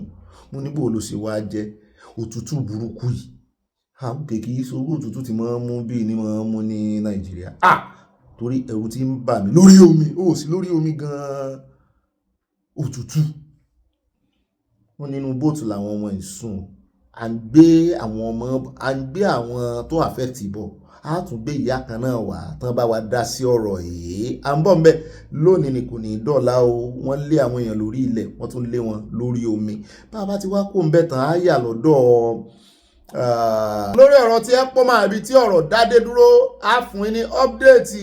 Peter Obi náà ganu sí máìkì, ó fi òkú ọ̀rọ̀ ránṣẹ́ sí ọ̀gbẹ́ni Ọ̀pẹ́bolo. Wọ́n ló gbọ́dọ̀ tú gbogbo àwọn 52 sílẹ̀. Bẹ́ẹ̀ náà la gbọ́ táwọn 52 yẹn sọ wípé àwọn kọ́ làwọn ṣe protest o, wrong people náà wá kó o. À ń bọ̀ ń bẹ́ á fún yín lọ́pdẹ́ẹ̀tì lórí ti Edo State. Tá a bá ti wá kó ń bẹ̀ tán á tún yà ní bàbá kó ń bẹ̀ tán á yà ní ọba jánà. Àná ni mo ti rí fọ́nrán kan tí wọ́n ti ń yìnbọn pàpàpà ṣùgbọ́n alẹ́ ni gbogbo ẹ̀ ṣókùnkùn. Ṣùgbọ́n ìkànnà ọmọ Nàìjíríà ń sọ Yorùbá ń bẹ̀, wọ́n ní ọba jánà ní o, ní cement factory, wọ́n ní bẹ́ẹ̀ ni wọ́n ti gbéná kojú ara wọn. Àwọn ọmọ iléeṣẹ́ ológun JTF mọ́lọ́pàá àmọ́ àwọn vigilante àtàwọn bandits àwọn agbésùnmọ̀mí wọ́n náà yàbóra wọn ní ṣùgbọ́n wọ́n pa ìkan nínú àwọn JTF. Mélòó lẹ wá panú àwọn ará bí? Bóyá wá rí wọn pa, bóyá rí wọn pa àwọn bandits. Àfin update lónìí náà ni kò ní dọ́là o. A tún wá yà lọ́dọ̀ àwọn àjọ ọ̀tẹlẹ̀múyẹ́. Nígbà tó ń sọ wípé arábìnrin kan tí wọ́n mú wọn kó mọ́ àwọn IPOB, kí ló ṣe? Arábìnrin Calista Ìfẹ́díwọ̀n àtọkọ rẹ̀ náà mú ṣùgbọ́n wọ́n ti fọkọ rẹ̀ lẹ̀ láti 20 kìíní kankan, wọ́n ti pẹ́ ń bẹ̀ gan o. Wọ́n wá ní ó ti kú sí àgọ́ àwọn DSS. Iléeṣẹ́ Sahara Reporters owó rẹ̀, iléeṣẹ́ rẹ̀ ló gbé ìròyìn yìí o. So sì ṣúọ̀ ó lóun gan lòun túfọ̀ fún ọkọ rẹ̀. Sàn àjọ ọ̀tẹlẹ̀múyẹ́ sì gbà pé ọ̀dọ̀ àwọn ló kú sí. À ń bọ̀ ń bẹ̀ àjọ yẹ̀ lójú wò lónìí náà ni kò ní dọ́là ohun tá a bá sọ ń bẹ̀ sòrẹ́ ló sọ ò kì í ṣàwà ò tó rà sí ń bẹ̀.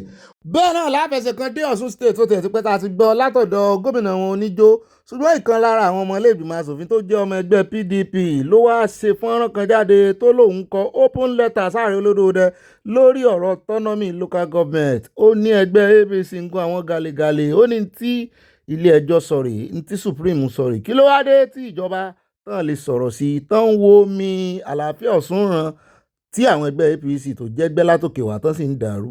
Àga ojú rẹ̀ sí kámẹ́rà ẹ̀ gbọ̀ngbọ̀n tó sọ. Ó dáa ní rí jù báyìí lọ ní gbogbo àwọn àkòrí ìròyìn ní pápá ẹja catapult sínú abala tí ọmọ tẹ̀lé Abala Sanawole ẹja ya fọ́tò wa àròjọ mùsùlùkùn ẹ̀ṣẹ̀ cheese ẹ̀ṣẹ̀ musin ẹ̀ṣẹ̀ olóòṣà ẹ̀rẹ́rìn músẹ́ ṣàbòsí ẹ̀ṣẹ̀ wẹ̀ẹ́dẹ́ àfi kí mọ́ ìyá àyà méjìlá àyà lónìí káyà tọkùnrin àtobìnrin lọ́tọ̀ ẹja kọ́kọ́ ya group àfi pákà àwọn bàbá mi ń kọ ẹ silent lẹ́nu ọjọ́ mẹ́ta yìí o ẹ fẹ́ fa trouble 2026 ò dáa báà mi Akínyẹmí ò ní báà mi gentle ẹja àyà kan sí àfi pákàpákà adúpẹ́ lọ́wọ́ Ọlọ́run wẹ́lẹ́ àyọ̀dá fún yín mo rọ́wọ́ yín o àti mọ́mì wa mọ́mì mo dúpẹ́ Willas àti mọ́mì wa Willas mo like yóò kọ wọ́n fi owó sọ̀wédowó wọ́n fi ránṣẹ́ sáàyà lórí YouTube àyà inú rẹ̀ kàn dùn ní fi tèmi ránṣẹ́ owó ẹni ṣe mo ti ń gbowó sí mo mọ́ kọ owó fílẹ̀ pọ́lísì ni adúpẹ́ lọ́wọ́ lọ́ẹ̀ sáàmù ọba ń sọ tèmi àdúrà ní kẹ́ mọ́ ọba ń sọ tèmi dù mọ́ mi Oyèníyà mo dúpẹ́ lọ́wọ́ yín náà wọ́n ti fowó bẹ̀ mí títí send account number àwọn ò fẹ́ fi ránṣẹ́ látòrí YouTube ń tà wọ́n àwọn ò fẹ́ ra YouTube sticker yẹn lè ra YouTube sticker náà yún náà dáa àwọn mọ̀mọ́ wa kan náà tí mo ní kán sọ́dàdúrà nígbà òyà mo rí wọn pé wọ́n ti join wọ́n ti ń sanwó wò wá mọ́ mi Bridget premium náà ti ẹ̀rẹ̀ join tiyan ẹ ṣé mo dúpẹ́ kì í ṣàfojúdi tí n bá ní mi ò discipline ni mo fi ń kọ́ra ni ó wù mí gbà mọ́ mi Lújẹ̀ṣà ẹ sọ́dàdúrà àdúrà nígbà agbára kọ́ alákọ̀ọ́kọ́ ní abala ti Sanawole tòní ẹjẹ́ àlọ́ tààràtààrà sí ọ̀dọ̀ Trump níbi tó ti ń pálásàmọ̀ tó sì ń kàn lábẹ́ fún àwọn ọmọ Amẹ́ríkà tó wà ní Iran wípé kó ní kálukú tètè mọ́ bọ̀nlé pé fẹ́ gbégbèsè irú gbèsè tán gbé ní Venezuela so wá tún fẹ́ mú odidi president Iran sọ́wọ́ ni kò mọ ní ṣeéṣe àwọn ẹmọ làgídí ẹ̀yẹ́ mọ̀ ìyá wèrè gan ó ní rárá ó ní ẹmọ wo ìgbésẹ̀ tó ń ó gbé ibẹ̀ náà láti rí tí àwọn ti Putin ní Russia wọ́n ní bíi plane bíi mẹ́ta ní lọ tí ń bọ̀ bí ilẹ̀kẹ̀ ibo náà ń lọ ibo náà ń bọ̀ wọ́n ní Israel ní gbogbo àwọn ọmọ wọn tó wà ń bẹ̀ pátápátá wọ́n náà ti lọ ń kó wọn kí ló ṣẹlẹ̀ wọ́n ní Israeli náà tún ní àwọn fẹ́ renew àdó olóró àwọn fẹ́ jù bẹ́ẹ̀ náà ní nígbàradì pẹ̀lú ìgbésẹ̀ tí Amẹ́ríkà fẹ́ gbé ní Iran ṣé kìíní yóò ti máa fẹ̀ lójú báyìí kò ti máa fẹ̀ lójú báyìí Nàìjíríà ní sí ń parí dárídà àti ẹ̀dúpẹ́ lọ́wọ́ Ọlọ́run lẹ́nu ọjọ́ mẹ́ta yìí ọwọ́ wọn ran àwọn agbésùnmọ̀mí ṣùgbọ́n kó dùn wọn délẹ̀ ẹ mọ̀ pé bójú bá rọ̀ bí ò bá dúnlẹ̀ ìmọ̀ fi mú ooru ni ṣùgbọ́n kó dùn délẹ̀ bẹ́ẹ̀ náà ni kí Trump mọ́ gbàgbé ìlérí àti ẹ̀gbọ́n kankan lẹ́nu Israeli wọn ìgbà tán ti sọ wípé intelligence làwọn fẹ́ provide ṣùgbọ́n àdúrà là ń gbà pé kọ́lọ́run ṣàyọ̀ wá ká tètè borí àwọn agbésùnmọ̀mí. ẹlẹ́ẹ̀kejì ń bẹ ẹ jẹ́ á lọ tààràtàrà sínú ìrìn tí ó mọ̀ tẹ̀lé ẹ jẹ́ á dọ́dọ̀ ìkànnú àwọn àfààlẹ̀ Haúsá yìí níbi tó ti ń pariwo Haúsá ló sọ wa tí ma ti ń gbọ́ Haúsá wọn ní ìsìn àwọn tí ń bá wa túmọ̀ Haúsá wọn gbogbo ibi tó ń sá sí tẹ́lẹ̀ níbi tó ti sọ wípé òun fẹ́ sọ̀rọ̀ sí Gumi pé èèyàn burúkú ni Gumi ẹni ègbé ni mo ní ó ní bẹ́ẹ̀ ni I want to respond to that so-called Sheikh Gumi. The more I see that man given a platform on national TV to speak, ìsọkúsọ láti sọ̀sọkúsọ, and nothing has happened to him. No arrest, nothing. Simply shows the more how Nigeria is very useless place. Only useless place ní Nigeria. Abẹ́ ìwà àrí tíjọba ò gbégbèsè lórí ọ̀rọ̀ yìí. Bóyá sì ń sọ kó tún wọnú oko kó wọnú ojú tiwọn kó lóun fẹ́ lọ sí negotiation. Ẹ bá ń tẹ ọ̀rọ̀ rẹ̀ sí. Sáwúsá gan ló sọ àbí ìbò ló mọ̀ sọ. Ẹ bá ń tẹ sí. I want to respond to that so-called Sheikh Gumi. In fact, I've been trying to put his picture here, but I'm still learning to do that. That man, I would say I don't blame him. Why did I say so? The more I see that man giving the platform on national TV to speak nonsense, and nothing has happened to him, no arrest, nothing, simply shows me the more how Nigeria is a very useless place. A very useless, I mean a totally useless place is what we call Nigeria. That's how she call Nigeria. The more I hear any statement credited to that so-called Gumi, the more I get exasperated, about or with being, associated with that country called Nigeria. Nigeria is a very useless place. That so-called Gumi himself knows that if he were to be in a strict and no-nonsense country like Saudi Arabia, by now, either he would have been beheaded for a very long time, or perhaps he would have still been languishing in any of the prisons in Saudi Arabia. He knows that for sure. You see, it's only in Nigeria we see a whole lot of nonsense happening. Anybody can come in there, talk, say whatever he or she likes, and there will be no arrest, nothing. Except that if you are not, in alignment with the government of the day, then they will come after you. That's the only thing I see in that country. Nigeria is a very useless place. Ó rẹ̀ káàbọ̀ padà ibi tá a ti fẹ́ kó lọ́dọ̀ rẹ̀ náà tún ti pàkíyèsí wá sí wọ́n ní fídíò tẹ̀ ń wò yìí lábẹ́lẹ̀ yìí á sí òkè fídíò tẹ̀ ń wò lábẹ́lẹ̀ yìí wọ́n ní níbìkan ní Tìdíbálé area ló ti ṣẹlẹ̀ wọ́n ní Túrújí Bello tán náà ti pa tàbó ṣeéṣe kó ti kú wọ́n lòun ló dúnkòkò lájà mọ́ àwọn ará agbègbè Tìdíbálé sí ni wọ́n ní ó sọ wípé òun fẹ́ lọ́ǹtì àtáàkì o kí gbogbo àwọn èèyàn sá kíjokíjo ní fíléèjì tán pé bẹ́ẹ̀ ní Sokoto State Eastern District ló wà wọ́n ní the violence began last night ìyẹn jẹta with an attack on Tidibel village in Isa local government during which residents were ordered to evacuate within 24 hours ní Bargaja village náà wọ́n ní also in Isa local government ibẹ̀ náà ló wà o was targeted days earlier in line with Túnjí Bello intention to dominate much of the district. Pọ́n ló ní agbègbè yẹn báyìí. Káwọn èèyàn tí ò bá ní gbọ́ràn sí lẹ́nu kan ìyá kó ń bẹ́ mu ní kálífèètì ńkọ́. Ṣé bá ní kò sí.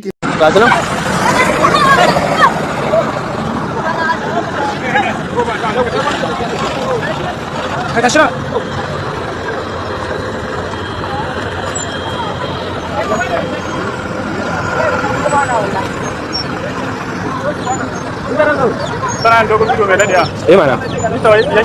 Oke, shot aja. Sekarang tanah ini.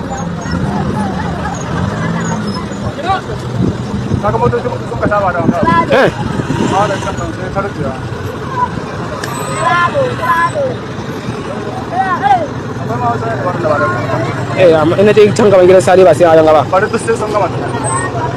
Aya ni ọ̀gá mi àwọn wo ló ń ṣe fídíò wọn yìí sáwọn yẹn ò kú òun bẹ́ẹ̀ ni wọ́n lọ ni àwọn ò dirú digba wọn di ẹrù wọn kú òun bẹ́ẹ̀ ni abẹ́rẹ́ wọn ṣe di gbogbo ẹ̀ everybody ya dànù ní onínú Nàìjíríà náà sọ bí ìjọ oko lójú mi inú abúlé náà níbi táwa náà ti lọ sáàbù Sokoto ń gbà náà inú sílámẹ́ inú abúlé ni lè lágbára nínú Nàìjíríà láì ṣe pé kò sọ lórí ṣùgbọ́n èèyàn kan tó kọjá yẹn àmì nínà anyways ẹ jẹ́ á dúró kí iléeṣẹ́ ológun confam kìíní fún wa ọmọ kan lélẹ́yìn nísìn kí àmì òkú lè dán dúró àbí àmì ò lè dán dúró wọn lè ní kí ló dé tẹ̀ ń kó òun lù lè lágbára o.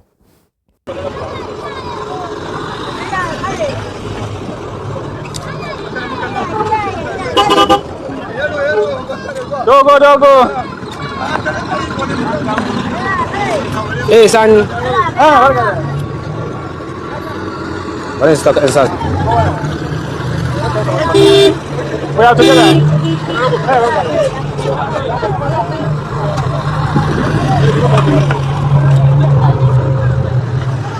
Good night.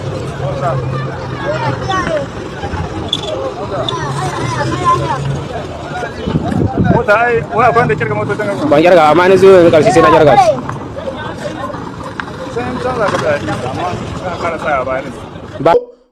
Túnjí Bello ó ti fi èmi ò ṣe bí Zamfara náà ló wà tẹ́lẹ̀ ó ti bọ́ọ̀dì sí Sokoto ní ààyè ti gbà Sokoto wọ́n ti fún lẹ́m̀bẹ̀ ló fi wá ń pàṣẹ tó fi ń lé àwọn èèyàn pé ojú ilẹ̀ ò tóun ojú ilẹ̀ ò gbà òun kán fún láàyè òun fẹ́ fẹ̀yẹ̀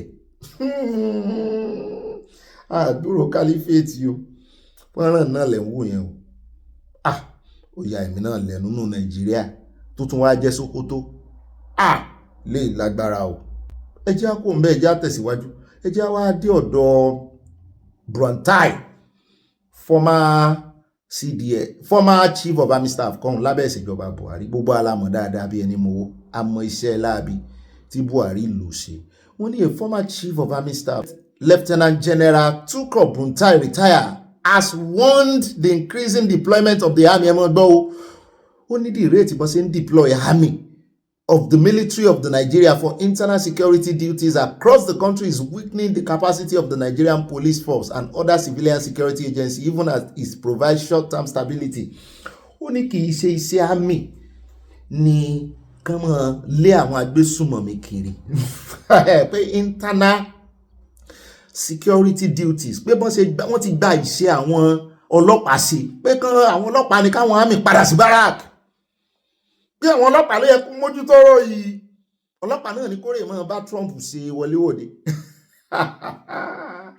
kí lẹ lérò owó ń dùn wọn ni wọ́n pa ségè sí wọn lára lẹ́nu ọjọ́ mẹ́ta wọ́n bọ́lọ̀ ń lé ọwọ́ dùn wọn gan tó fi lè mú kí ló kàn bẹ́ẹ̀ ṣé bí kí gbogbo nǹkan sá ti lọ nírọ̀wọ́ ìrọsẹ̀ nìkan sá ti rí ojútùú sọ̀rọ̀ yìí gbogbo ẹ̀ ń bá ṣe panu wọn kan pa á èyí tó bá dé sọ̀rẹ́ndà kó sọ̀rẹ́ndà kan sì gbé lọ ilé ẹjọ́ kì í sọ̀rọ̀ sọ̀rẹ́ndà pé wọ́n wá dáríjìn wọ́n wá ló ti rìpẹ́ǹtì rárá àwọn ológun láwọn ò ṣe bẹ́ẹ̀ mọ́ ṣé ti ẹ̀rí mínísítà kìíní tó wà ń bẹ́ẹ̀ ní ìsìn inú mi ń dùn sí Musa Christopher yóò dáa fún gbogbo tí ò lè ṣe nígbà wà ní olè ṣe ló wà ní aṣogun ló ń ṣe nínú alágbádá ní ìsìn wá wo Brontai kí ló kàn ń bẹ̀ ṣé bó ti rìtáyà kí ló kàn ṣé ọ̀gá ṣé chief of army staff complain fún ọ ni àbí defence staff ló complain fún ọ ó kàn wọ́n lára ó kàn wọ́n ní akínyẹmí ara inú mi dùn irú àwọn ọ̀rọ̀ ilẹ̀ ti fi mọ̀ wípé nǹkan kan dọ́dọ̀ òun ó dà ní ìrìjú àìlọ nínú abala ti Sanawole ẹjá wa lọ tààràtààrà sí ọ̀dọ̀ àyá nínú abala ẹ̀yìn olólùfẹ́ wa abala comment section àròjọ́ musolókun àyáwóyá gbé wa débẹ̀ tààràtààrà. mo máa tún kí ẹ̀yin olólùfẹ́ akáàbọ̀ sínú abala yẹn abala comment section mọ́ mi olúfúnkẹ́ Bájímọ́lú wọn ní àwọn South East ló ní ilé ìfowópamọ́sí gbogbo àti okòwò ṣùgbọ́n Yorùbá kásàkàwé yìí náà ní àwa sì lápọ̀jù ní òkè òkun káàkiri Yorùbá mélòó ló kówó Nàìjíríà. mọ́ mi mo dúpẹ́ Táíwò àwàráàyè wọ́n ní bobby mi ọ̀wọ̀n ẹ̀yìn náà sọ wọ́n sí mi mọ́ mi Ọlọ́run mo ṣẹ̀ṣẹ̀ padà sí Norfolk mi ní o mo ṣàkíyèsí mo béèrè yín lánàá kan àbíjẹta wọ́n ní àwọn tí New Jersey wọn fẹ́ kí n padà mo máa ń jí ìròyìn aláyọ̀ yìí gbọ́ ni o wá kú àṣepọ̀ ọdún ògbó ire ọdún ayọ̀ ọdún á jẹ́ ti gbogbo wa àmì àṣẹ ìdùmarè mọ́ mi ẹ káàbọ̀. Bẹ́ẹ̀ náà ni àti Michael Junior mọ́ mi dáadáa mo mí ìsì ẹ̀yìn náà wọ́n ní èmi ní tó ìyá Michael also known as hallelujah láti Surulere ǹjẹ́ ìṣe láti láṣẹ ẹ̀ láti gbúrò ara báyìí ibà gbọ́n má bí wọn Wike ti tẹ́ lágbára ọlọ́run torí Wike ti di ọlọ́run sí Tinubu lọ́rùn àti Fubara kò sí ẹni tí ọlọ́run kò lè mú ẹ jẹ́ ká mọ̀ wòran. Àti evangelist Dorcas jáde sọlá mọ́ mi dáadáa wọ́n ní ibà tán mọ́ náà ibà kúrú náà ọkọ̀ ẹlẹ́à èmi ò mẹ́tẹ́ ń pè ó mo ò mẹ́tẹ́ ń bá wí. aláìnítẹ̀lọ́rùn ojú kòkòrò ló ṣe Wàsíù ọlọ́run ò ní jẹ́ kó kàbùkù wọ́n ti kàn wọ́n tẹ lọ́ọ̀fù àti nǹkan panu wọ́n bú sẹ́rin ayọ̀ láti Houston, Texas. ẹlẹ́à ló náwó bọ́bí mi lọ́wọ́lọ́wọ́ ẹ máa wo ẹ̀mí ọ̀gá o ẹ̀mí ọ̀gá ń náwó fún mi lọ́wọ́lọ́wọ́ lójú àgbo at formate ear braiding owó onírun owó onírun mo fẹ́ máa kọrin fẹ́lẹ́ àmì ẹ̀mí ọ̀gá aya ṣé wọ́n ló lówó àbẹ́mi mi mo lélẹ̀ wọ́n tẹ lọ́ọ̀fù sí àpò sàṣàmùrà ìgbẹ́ ẹlẹ́à yóò dáa fún yín mọ́ mi fún mi yóò yẹ yín kò ní yẹlẹ̀wọ̀n níwá yín tí o fún ayọ̀ tẹ́tí ẹ̀ ń fún wa lórí ìkànnì náà láti pàtẹ àti pàtẹ ti darapọ̀ náà àmọ́ yìnyín gbogbo wa náà ni ó kọ́ wọ́n di pé ìyàwó rẹ̀ nìkan lọ́mọ sọ́npa rẹ̀ bá mi Richard Ìbídàpọ̀ mọ́ mi nǹkan. wọ́n ní Ogbeni Bobby your genius 2026 will be our year of abundant grace my wife sends her greeting ẹ̀ mọ́ bá ń kí wọn mo rí love rẹpẹtẹ sẹ́ǹtì àti nǹkan panu ẹ bá ń kí wọn dáadáa o ẹ bá ń kiss wọn ní forehead. mọ́ mi Raliat Lawal wọ́n ní Ogbeni Bobby ẹ kú iṣẹ́ takuntakun mọ́ mi ọlọ́run lẹ́ń kí kì í sáwọ́ àwọn àgbìyànjú ni wọ́n ní ìlú rand tẹ́ sọ pé àwọn àfáà yẹn máa ń gbé dání yẹn bandiri ló ń jẹ́ owó yorubanation going back wọ́n tẹ lọ́ọ̀fù sí 100% wọ́n fi fruit ránṣẹ́ àti wine bẹ́ẹ̀ náà ni ẹja tẹ̀síwájú kà síwájú àìlẹ́ àmì náà ni oní ẹ̀ka ilé ọkọ tèmi nìkan ẹ bá mi sọ fún àwọn màámi ìyáálé mi kí wọ́n fi orúkọ ọmọ ránṣẹ́ o torí wípé mi ò ní pẹ́ bímọ ọlọ́run gbọ́ I love you all we love you too wallahi we love ourselves on this ìkànnì orúkọ ọmọ mélòó la fẹ́ gbà nígbà tí gbogbo ìyáálé bá fowókọ ọmọ ránṣẹ́ ẹ jẹ́ àmọ́ retí orúkọ tí mọ́ mi Bridget ò fi ránṣẹ́.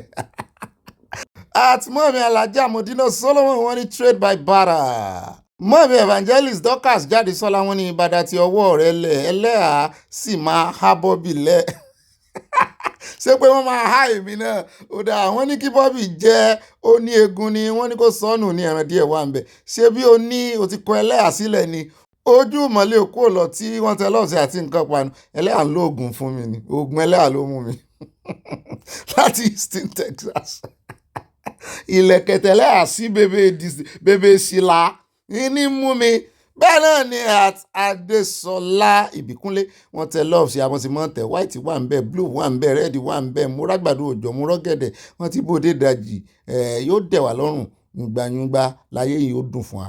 At Martins Walemark wọ́n ní Great Oscotec àwọn tèmi nìyẹn lẹ́sà òkè ìbá mọ́nà tán ìbá ọ̀rẹ́ galolo akálòlèmí ìsọ̀rẹ́ rẹ̀ Mr. Bobby olúwo in waiting oyè àmọ́rí ìwọlẹ̀ ti rí olúwo in waiting mọ́ mi fún mi lálábẹ́ ló tèmi nìkan wọ́n ní Ogbeni Bobby ibà kéde fún Yorubanation káfàtà ẹ kò ní jìyà ọjọ́ alẹ́ àmì o bóbìnrin bá fi lè gbàrú àdúrà fún èèyàn kẹ́ ti mọ̀ pé ọjọ́ alẹ́ èèyàn ó ti sú ọ̀nù ọlọ́run ti fà mí sí ó ti bá ń fa mí sí gbogbo ọ̀rọ̀ CSI ló ń ṣẹlẹ̀ báyìí mo gbé gbòòsà fún wọn Obi love you I love you too wọ́n tẹ lọ́ọ̀sì àti nǹkan panu ẹ̀rí pé bá mi CSI kàn ń wò ní wọ́n fọ́ lẹ́rán bẹ́ẹ̀ ni àdán wọn dorí kodò wọn wò sí ẹyẹ wọn ti kìlọ̀ fún wọn tó wọn gbọ́ bẹ́ẹ̀ náà ni mọ́ mi tẹ̀síwájú wọn ní ọkọ̀ wa kí Yorubanation tètè dé o àwa náà ń retí rẹ̀ orílẹ̀-èdè Nàìjíríà ti di rada ó tojú súwa o ẹ kí àyà love you àyà náà ń gbọ́ o. At Benjamin Bamigbade wọ́n ní baba prophet yẹn is a politician very fake àwa náà sọ bẹ́ẹ̀ o.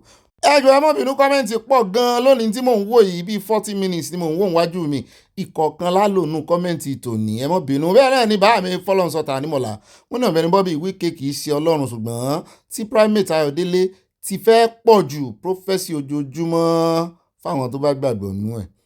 Báàmí Adétáyọ̀ Adégẹ́yẹ wọ́n ní ó bí àwọn ènìyàn wa kì í gbọ́ràn tí wọ́n bá ti mú àwọn ọ̀daràn kí wọ́n rà wọ́n níwò ẹ̀sìn yàwòrán ẹ yé mi o. Ìbùkún ní fún orílẹ̀-èdè Oòduà from Newark, New Jersey, USA. mọ́ọ̀mí olúṣọlá adébáyọ̀ wọ́n ní irú ènìyàn wo ni primate yìí o, ìsọkúsọ ti pọ̀jù láìsí ìtìjú rárá, negativity ti pọ̀jù, ọlọ́run kù sùúrù, ìran burúkú kò ní í sẹ́mọ́ alára tọmọtọmọ tẹbí àti ará lórúkọ jésù àmì. Love obi and iammoreyorunathannigeria àti nǹkan ìpanu ẹsẹ̀ mọ́ọ̀mí, we love you too.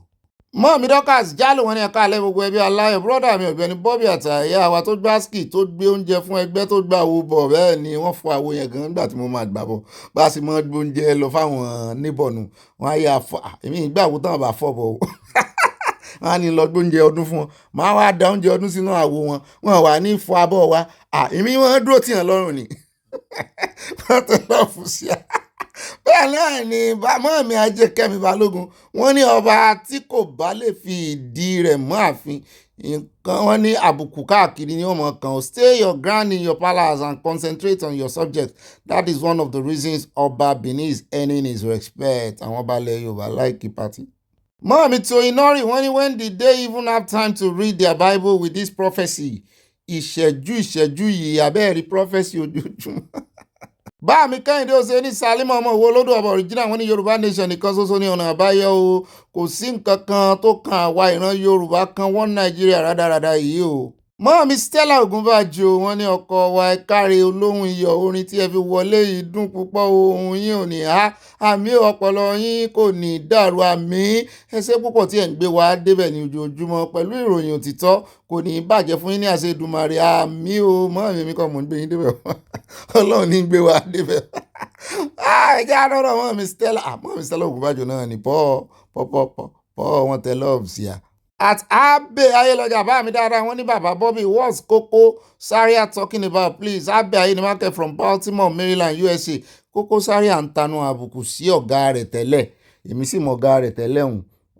ọ̀gá rẹ̀ tẹ́lẹ̀ ó ló gba ìyàwó àwọn, ó ní kì í ṣe òun nìkan, ó ló gbogbo àwọn ìyàwó àwọn ló ti bá sùn, ó ní kò jẹ́ káwọn rí mú mi, ó yẹ kán lẹ̀kọ̀ lu àwọn kán mọ̀ lẹ̀kọ̀ mọ́ àwọn káàkiri lóṣòdì nítorí ní tó fojú àwọn rí, àwọn èèyàn wá ń pò ń lọ dalẹ̀. bẹ́ẹ̀ náà ni mọ́mí Mọ̀dínà Solomon Alájà àwọn ní the man is so arrogant for my liking, ta ní bẹ́ẹ̀, it shows he has nasty attitude. bàbá ní bàbá yẹn jẹ́ fún now in every way. ìwọlẹ̀ ń bá wíṣẹ́ ìsáwọn ọba méjèèjì. mọ́mí lójẹsà Elizabeth oyè níyàrí àwọn ní Ọ̀gbẹ́ni Bobby rẹ̀ ibà làpàlàpà ìbòrẹ̀ ti rí làpàlàpà náà ẹ ti òye kẹ́ máa pákéjì ẹ ní lápàlàpà ibà jíjì, bẹ́ẹ̀ ni jíjì mọ́ bá yún ibà kà síwájú Olúwa máa túbọ̀ ó máa tì yín lẹ́yìn àmì o. ẹ fi Wike sílẹ̀, kì í ṣe Ọlọ́run, òpin ayé ti dé ní o, ìkà pátápátá ni àwọn ẹlẹ́sìn yìí o. From Texas wọ́n tẹ love sí ẹ bá ń kí dádì mi oyè níyàwó bàbá lójẹsà. At Malami when we were different from these heartless people in all ways. ọmọlúwàbí ni wá, kí Olódùmarè tètè mú wa kúrò nínú ìgbèkùn Nàìjíríà. Distinguished ambassador, excellent media mogul. At Moradeyo Alabama mi ni Obi as the king of Warri, as place is demanded in his kingdom, is worthy and peaceful. Those who concern should do the needful. Thanks. Florence Alademo mi mo ti dọ́dọ̀ yín wọ́n ní Ọlọ́run kò ní gbà fún àwọn mùsùlùmí alákatakí tí wọ́n yóò do a nation no going back. At Kẹ́hìndé wọ́n ní Oriyomihamzat ó wà nínú àwọn alábòsí tí ó bá jẹ gómìnà Ìbàdàn yóò rí 10. alábòsí gidi ni gbogbo yín, pàápàá ẹ̀yin ti mídíà, Yẹ́misí gbogbo alábòsí ni gbogbo wa, kò sẹ́ni tí ìsàbòsí. ẹja mọ́ owó rere èèyàn rere làwa mọ́ wà àwa ìwo iṣẹ́ ibi téèyàn ń ṣe, kò sí béèyàn ṣe lè mọ̀ rìn kórí mọ́ mi, ó lè ṣàbòsí lóòótọ́ ṣùgbọ́n iṣẹ́ rere rẹ̀ láwọn iṣẹ́ takuntakun tó ti ṣe tó ti gbèjà àwọn aláìlẹ́bí aláìléèyàn tán pa èèyàn wọn tó sì fẹ̀mí ara rẹ̀ lélẹ̀ ń táwa ń wò nìyẹn. tó bá wá ní kùdìẹ̀kudiẹ ó kù sọ́wọ́ Ọlọ́run ní ó yanjú ẹ̀, kò sẹ́ni tí ò ní kùdìẹ̀kudiẹ, kì í sọ̀rọ̀ àbòsí o. àwa ìmọ̀ ní ọ̀kan bí bẹ́ẹ̀ bá ti ṣèkà tá a sì ti rí tá a ti sọ tiwa fún un, a ti move on nìyẹn, àìfojú ẹ̀ wò mọ́, àìfojú ẹ̀ wò Ọlọ́run gan dáríjì wọn gbogbo ìgbà lójoojúmọ́, àwa mọ̀ múyàn kan, àwa ìmúyàn kan o. bẹ́ẹ̀ náà ni mọ́mí Debbie Ajéwọlé Precious wọ́n ní ẹ̀lú Precious Ọ̀gbẹ́ni Bobby pàtàkì, happy and successful week, please remain blessed. mọ́mí I miss you. yéyí ọba Debbie wọ́n tẹ love rẹpẹtẹ sí mi. At Victory in Jesus Adetiba wọ́n ní a pastor who do not believe in rapture, it has said it all. Whosoever is sitting under his administration have a long way to go. ọ̀nà jìn fún wọn. Mommy Debbie Ajewole Precious, wanting some bishops and other religious leaders and politicians. Unfortunately, government supporting ranching should help other private businesses. At Kosiranu, one shame on you, primate man of God, my foot. Wike, bring it on. You cannot win this battle. Mọ́mí Fáṣà Garba àwọn ní ibà mọ́nà tó ẹkú iṣẹ́ takuntakun tí ẹ̀yin àtàyà pẹ̀lú gbogbo àwa tí a wà ní ìdílé aláyọ̀ yìí ń ṣe Ọlọ́run ní mọ̀ ń bá wa ṣe mọ́mí. Ọ̀rọ̀ gbogbo wa kò ní dàrú láìláàmì inshallah. Wọ́n tẹ lọ́ọ̀sì àti nǹkan panu Mùsùlùmí alálàáfíà Mọ́mí Fáṣà Garba. At Moradeyo Alaba, wọ́n ní Oriyomi and his penalized were doing very and know the truth and the truth shall set you free. Yorùbá ronú o. Mọ́mí Fáṣà Garba wọ́n ní ó bọ́bí ohun tí Aláàfin ṣe yẹn kù díẹ̀ káàtó bí ó bá tilẹ̀ ju ọjọ́ orí lọ kò yẹ kí wọ́n na ọwọ́ sí ọba Ládọjà gẹ́gẹ́ bí ọmọ Yorùbá àtàtà. Ire o ambassador àyà mo kí yín o. Mọ́mí èmi náà kí fún yín. Bẹ́ẹ̀ náà ni at comfort òjò wọn ni political post ti fẹ́ di oyè ìdílé ní Nàìjíríà. This is too bad. Yorùbá nation ní kíákíá. Good job àyà àti gbogbo àti Bobby. God bless you and everyone around you. Amen. You around me too. God bless you. At Agnes Shele, only please, my question is about this week. Is he a saint that honorable in Rivers State worshiping Wike? What is all those delay ní Rivers yo? Mọ́mí tí ó yàn dí oyè wọ́n ní Ogbeni ti Àyíbá Orlando of Ọ̀wọ̀ of Ìwó ni o. Of our time, nice voice, but owó orin iṣẹ́ ni ó ṣòjòrò bẹ́ẹ̀ ni owó oníṣẹ́ ní dàlámù wàláì. You will enter studio, my brother, don't worry, we got your back. Wọ́n tẹ lọ́ọ̀ sí àti nǹkan panu Ọlọ́run ó ṣàlátìlẹ́yìn fún yín Mọ́mí. At Mọ́mí Christiana Sheba Queen ni wọ́n ní Ọ̀gbẹ́nibọ́bí ọkọ̀ àwa arúgbó ti sí màmá ibà ganu sí gbogbo ìròyìn ojoojúmọ́ àánú Olúwa kò ní fi ń sílẹ̀ àti ìdílé yín àmì o. Màmá Sheba Minnesota USA wọ́n tẹ lọ́ọ̀ sí amúrí Rose Flower àti nǹkan panu àdúrà yín gbà lórí mi Mọ́mí. Ṣẹ́yìn náà rí Ọlọ́run ọba òsì ní ìdáwọ́ gbígbàdúrà dúró. Bẹ́ẹ̀ náà ni at Adégbọlá Ọlákúnlé bá mi ní Ọ̀gbẹ́nibọ́bí tíátíá. Ẹ kú iṣẹ́ ọpọlọ kò ní dọ́bà mi ò ẹ fi ọba Ọ̀yọ́ sílẹ̀ o. Ò máa tẹ́gbẹ́ ẹ mọ̀jà sọ bẹ́ẹ̀ pé wọ́n tẹ̀ torí orí àpèrè. Ṣùgbọ́n Oríyọmí ló fa sẹ̀ríà wọlé ní Ọ̀yọ́ state. Right down his tenure will worse more than Ṣèyí Mákindé. Oríyọmí kọ́ ò bá mi o. Oríyọmí ló jẹ́ àmọ́ o. Òun ló gbé kinní lọ ọbẹ̀ o.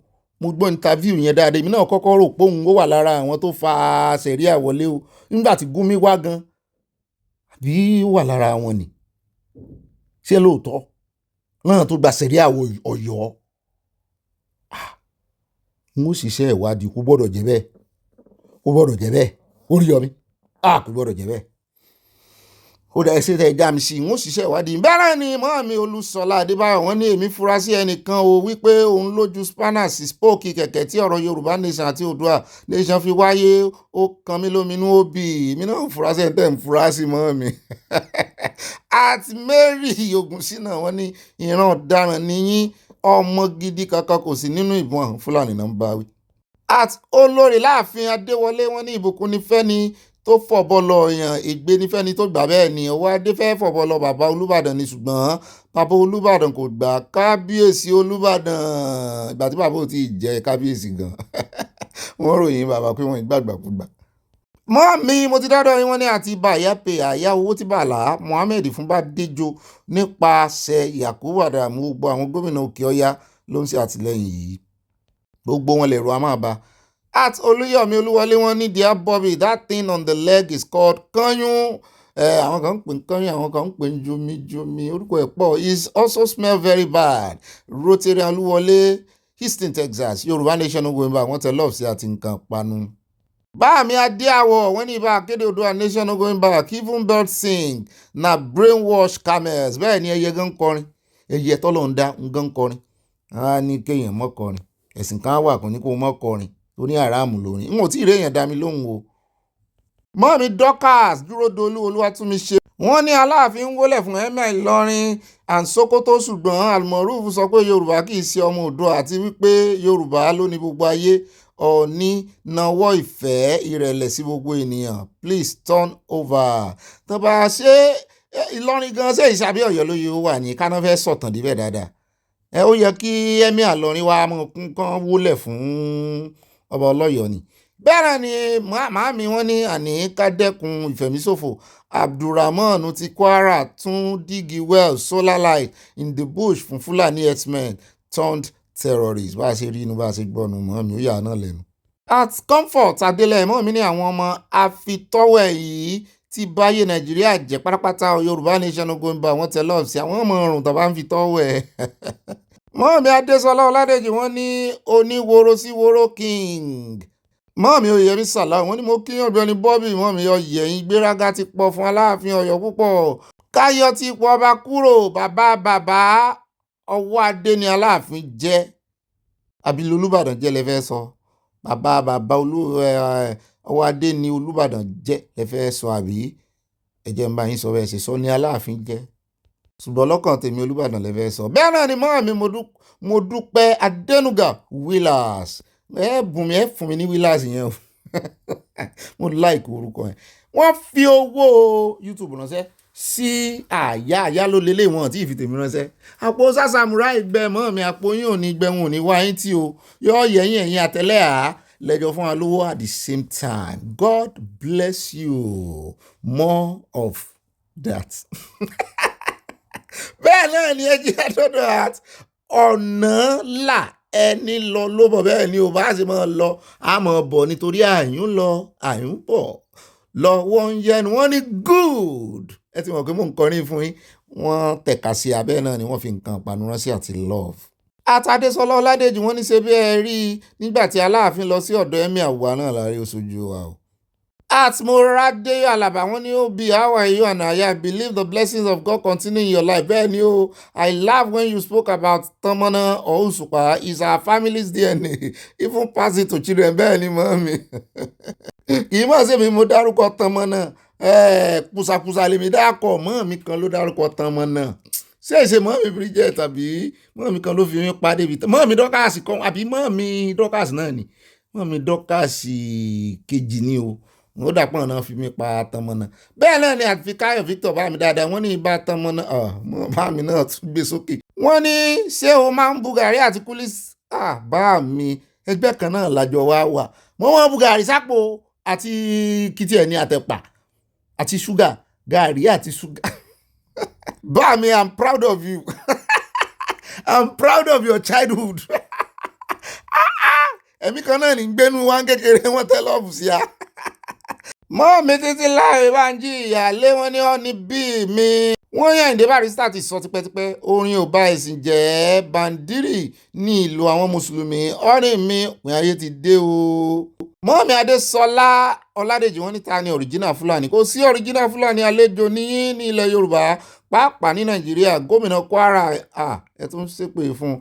Ó pa Yorùbá kò sọ nǹkan kan àwọn ọmọ àlè sí ẹ̀ tí ẹ̀ wá rí àwọn náà ti fẹ́nu ara wọn sọ pé wọ́n fáwọn nílẹ̀ nínú igbó ni ó sì wá jẹnu gbó all the time náà máa sápamọ́ sí.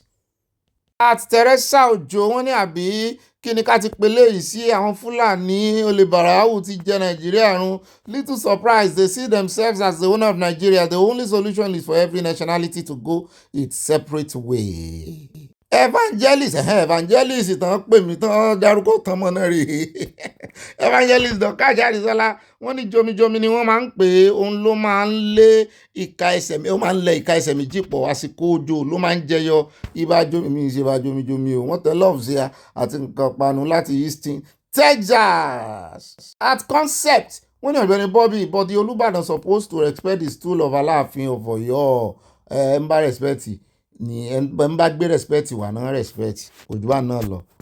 Àtàmọ́tayọ̀ Akínúsì wọ́n ní Obi àti sọ fún yín wípé ìgbéraga Ọwọ́ Adé ló máa síwájú ìparun ẹ̀ Ọwọ́ Adé máa tẹ́jú ẹ̀ mọ́sọ̀pọ̀ bá ó tẹ̀ ẹ̀ mọ́sọ̀ bẹ́ẹ̀ àbínú lóòótọ́ wọ́n ń pàkíyèsí wọn sí kán lè yíwà padà náà ni irọ́ ní bá yín pè wọ́n ló pò nù o kò tọ́ sí lẹ́nu ẹ̀yin lè pè wọ́n fẹ́. Wọ́n ní Obi ẹ̀ sọ fún K1 bá mi ọ̀rọ̀ tẹ̀ ń ju ìpọ̀ rúbí bò mo lè sọ pé kán gbẹnu dá. Mọ́ọ̀mí Mọ́súnmọ́lá Olúwo tèmi nìkan wọ́n ní Ọ̀gbẹ́ni Bobby tèmi nìkan ẹ kú iṣẹ́ yìí o ọba wọ́ọ̀rì ọmọ kékeré ní í ṣe kò gbọ́ ìtàn kan ṣàrò wíwá ohun tí wọ́n pa sí nìyẹn wàhálà ìlú náà ti pọ̀ jù olóòótọ́ kò lè ráyè lọ ó mà ṣe o wọ́n tẹ lọ́ọ̀ sí abẹ́ẹ̀ ni ń tán pasari wálé lórí nìyẹn òun náà ni ọba orí ìtẹ́wọ́ba atúwàṣe ti wọrí ló fẹ́ dọ́wọ́lé ẹrù tó fẹ́ tẹ́rí sí yẹn ó ju tiẹ̀ lọ. Àyìndé làwọn àbá mi dáadáa wọ́n ní Ọ̀gbẹ́ni Bobby ẹkú iṣẹ́ ọlọ́run lẹ́ ń kí o kì í ṣàwá òyìnjú làwọn ń gbà o. àyà ń kọ́ àyà náà ń kí yín o wọ́n ní ọlọ́run á wà pẹ̀lú yín o àmì o kányún ni wọ́n ń pè o kì í ṣe kán o. Oòduà nation no going back, Yorùbá nation no going back, méjèèjì làwọn ọmọ wọn wọ́n tẹ lọ́ọ̀sì àti nǹkan panu from Minnesota. wọ́n rí mo súnmọ́lá olúwo tèmi nìkan wọ́n ní Bobby mi ọ̀rọ̀ tí Wike yìí ti pọ̀ jù ṣé Wike nìkan ló wà ní ìlú Nàìjíríà ní FCC ìṣiṣẹ́ rẹ̀ ẹ̀jẹ̀ pọ̀ ju iṣẹ́ lọ àfi kẹ́ máa sọ òyìnbó bí ọ̀pẹ rẹ̀ ìdílé fúsẹ́ńgbúwà ẹ̀tàn wo wọ́n dáadáa. Love you Bobby àtàyà mi, we love you too mami. Fúnmilọ́lá mọ́ mi dáadáa wọ́n ní ibà kúrúkùsà àmọ́ mi ẹ tún pè jálẹ̀ ibà tọmọnà ìdààmú àgbáyé ni àwọn pípù yìí o kí Ọlọ́run gbà wá lọ́wọ́ wọn o ẹ bá wa bí pásítọ̀ tó ń sọ̀rọ̀ nípa ayé tó ti kọjá àti èyí tó ń bọ̀ pé níbo ló fi hell and heaven sí wọ́n jẹ́wọ́ bọ̀. wọ́n mi mo dúpẹ́ Táíwò wọ́n ní Bobby mi ọ̀wọ́n iná wọ́n sí mi àwọn aráàyè o mo ti dé báyìí Olúwa máa wà pẹ̀lú yín láṣẹ Èdùmàrè o I love you wọ́n tẹ love ṣe o ẹ kí àyà fún mi o mo miss ẹ àyà náà miss ẹ wọn miss mi o gbogbo àwọn ará New Jersey ńkọ́ ọ̀dà àkílẹ̀ mú bọ̀ o. Àtàdé pọ̀jù Ọpẹ́yẹmí wọ́n ní ẹkú ìyànjú Mr. Bobby yóò sì yẹ yín bá mi ìyànjú làwọn àgbà Ọlọ́run yóò máa bá yín ṣe àmì ẹ rántí pásítọ̀ Ezekiel ẹ gbọ́ ibo ni bàbá yẹn wà àwọn kan láwọn ń pe nọ́mbà wọn pé nọ́mbà rẹ̀ kò lọ ṣé kìí ṣe pé wọ́n ti gbé wọ́n tẹ lọ́ọ̀sẹ̀ àti nǹkan panu ó tó mà ní pásítọ̀ Ezekiel àgbúrò wọn lóòótọ́ o. ó dẹ̀ káàbọ̀ padà o mo ti ń retí yín o wá nǹkan jókòó lé pápápá náà láṣẹ o bẹ́ẹ̀ náà ni kẹ́ wá nǹkan tẹ́mọ̀ sọ̀rọ̀ àjìjà ẹ wá nǹkan olómi tútù tàbí wọ́ọ́rọ́wọ́ according to your weather tẹ́mọ̀ fi tì sọ́hùn bẹ́ẹ̀ náà ni kẹ́ mọ̀ bá ń pín bó bá dénú yín bó bá dilẹ̀ ẹ mọ̀ bá ń fi ránṣẹ́ sáwọn olólùfẹ́ yín 5 lines ní o.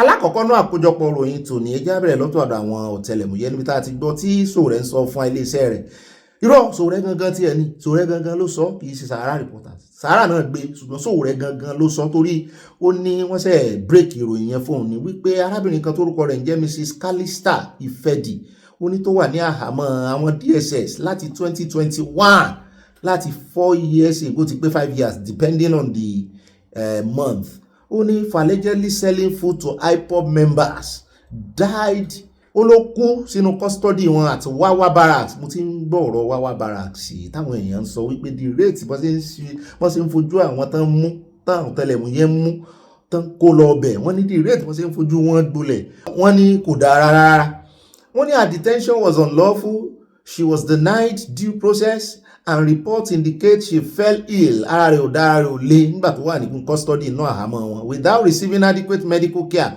wọ́n ló pariwo títí wọ́n dá lóhùn. The admission confirms a grave abuse of power and a tragic failure of the Nigerian state to protect life. Mrs. Calista Ifedi died at Wawa barracks 2 years ago under unlawful detention by the lawless. Ó ní láti 2 years ago ló ti kú 2023 wọ́n ṣe wá ń sọ ó ní I share this painful account to bear witness to a grave injustice and to expose the burden of impunity inflicted on Nigerians by the àjọ ọ̀tẹlẹ̀múyẹ́ ó ní àjọ ọ̀tẹlẹ̀múyẹ́ has now finally acknowledged the death of Mrs. Calista Ifedi. She was arrested alongside her husband Sunday Ifedi at their home in Enugu on 23 of November 2021 according to her husband who was only released in December 2025 wọ́n sẹ̀ fi ọkọ rẹ̀ lẹ́ẹ̀náà ni.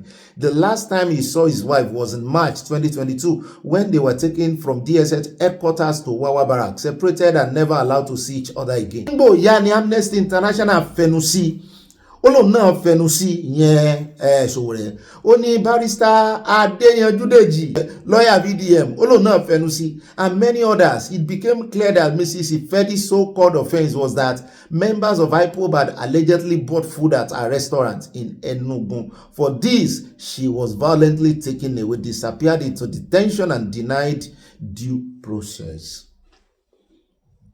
Nítorí pé ń ta oúnjẹ wọ́n lò ní máa ń ta oúnjẹ fún wọn. While in detention at Wawa Barracks, Mrs. Ifedi wọ́n ti fọkọ rẹ̀ lẹ́ o torí wọ́n ti rí pé wọ́n ní ọkọ rẹ̀ ò ṣẹ̀.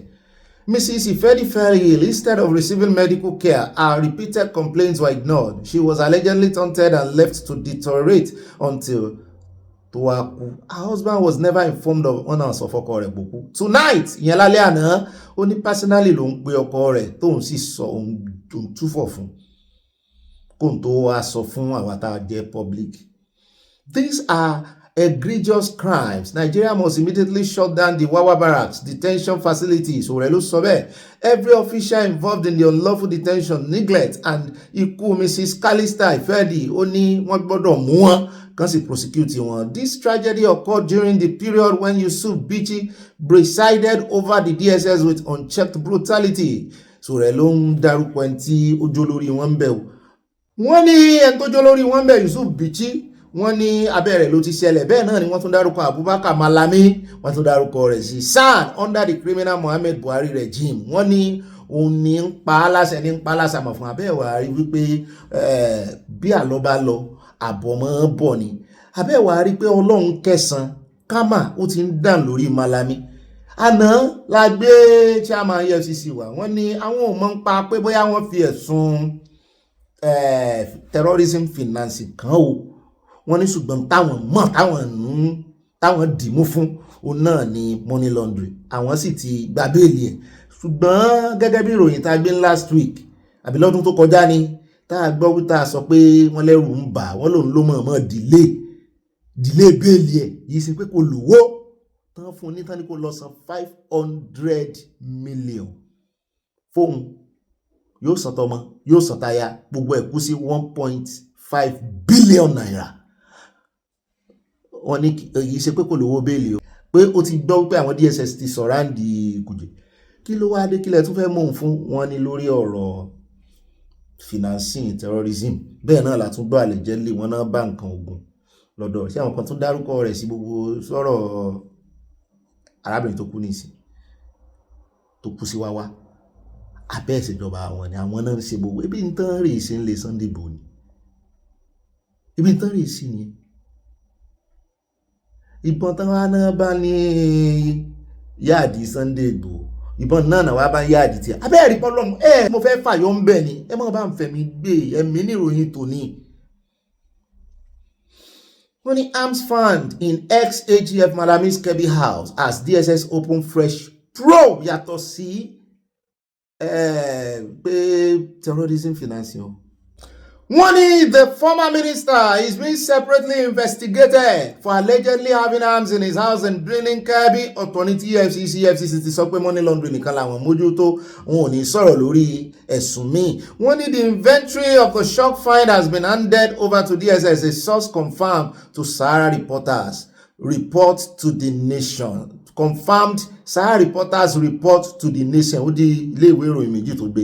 It is now left to Malami to explain to the DSS how he came about the àwọn nǹkan ìjà olóró yìí. That's why he's yet to perfect his bail condition. He's holed up in prison to avoid arrest by DSS. Wọ́n ní àwọn ọ̀tẹlẹ̀múyẹ́ are within the precincts of Kuje Correctional Service to invite Malami. He got wind of their presence and raised the alarm, but the law must take its course. Another source within the EFCC confirmed that Malami has not fulfilled the requirement attached to his bail.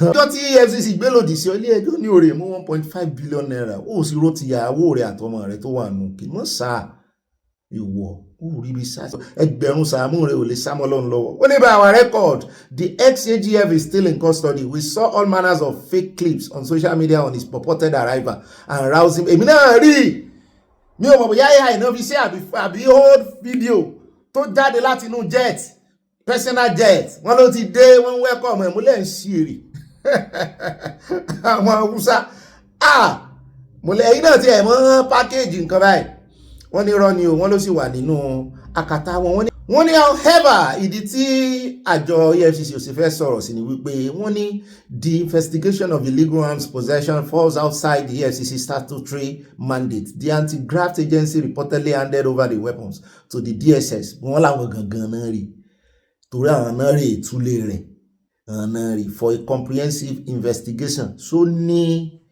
kíní sí so ní kí náà máa ń pè license àbí òní license mélòó náà bá ń bẹ̀. wọ́n ní wọ́n wá dúró dè báyìí pé kó wá explain ara rẹ̀ bó o ní àwọn nǹkan ìjà olóró yìí bọ́n ṣe dé inú ilé rẹ̀. mo ní ẹ lọ́ọ́ wo àwọn ilé mi kẹ́ ẹ wo ń tẹ́ bá ń bẹ́ ọwọ́ wọn ò mọ̀ ọ́n nígbà tó bá ti fi ẹ̀sùn pé òun ṣe agbátẹrù fún àwọn agbésùnmọ̀mí kan ó ṣeé ṣe kán bá bọ̀ ń bẹ̀ náà àbí sówó nìkan lèyàn mọ́ oríṣi agbátẹrù ni ẹ wo àṣírí wọn ò tí ì tú tó wọn wà kò wà ní tú nìkan ọlọ́run ó fìyà jẹ wọ́n ọdún ẹ̀san ni ó jẹ́ fún gbogbo wọn àtàwọn alábọ̀dé agbódegbà wọn lágbára ọlọ́run wọn ní bọ́m̀bẹ̀ o ẹ jẹ́ àtẹ̀síwájú o ẹ jẹ́ àwa lọ tààràtààrà sí ọ̀dọ̀ Fáyọ̀sé ó tún ganu sí máìkì lórí ọ̀rọ̀ kò tiẹ̀ wá sọ̀rọ̀ púpọ̀ jù lórí ọ̀rọ̀ ti Wike àti Fubara ṣùgbọ́n sọ̀rọ̀ lórí ti Mákindé àti Bàlá bóyá ó ríran ni bóyá ó ń sàsọtẹ́lẹ̀ níbi ti primate ó ní wọ́n á tó land wọ́n á defect sínú ẹgbẹ́ ADC mo ní kí náà fẹ́ lọ sí ṣé wò ó rí body language Ṣèyí Mákindé nípò náà ní ambition kò tí ì làmọ́lẹ̀ kò tí ì sọ fún wa ṣùgbọ́n là ń tẹnu mọ́ wípé a ti wo múfì omi tuntun 1 season 1 a ti wo season 2 àmọ́ ibi tí season 3 ó ti ru wa omi tuntun omi wo ló wá hold ó dá ẹ̀jẹ̀ agbọ́n tí Fáyọ̀sé sọ o bá a bá wá dé táwọn agbọ́n tí Rufai tó fi dá lóhùn. That's what we call a nomenclature. When I was governor, when I'm coming, the traditional rulers, the leaders of thought, people that matter in the state, they get up. Fayose is coming. The governor is coming. They rise up and say the governor is here. And nothing is called to order except the governor is seated. Yes, that is the office. There's a difference between the office and 001. What brought about the 001? Who gave you the platform to be calling yourself 001? Who gave me the platform if it's not my dad from day one?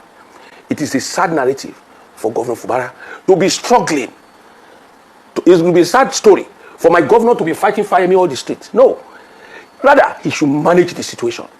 You see, Ekiti people said, those who give you life are the fathers of those who give you money. Those who give you life, the person that prevents you from dying, is the father of the person that gave you wealth.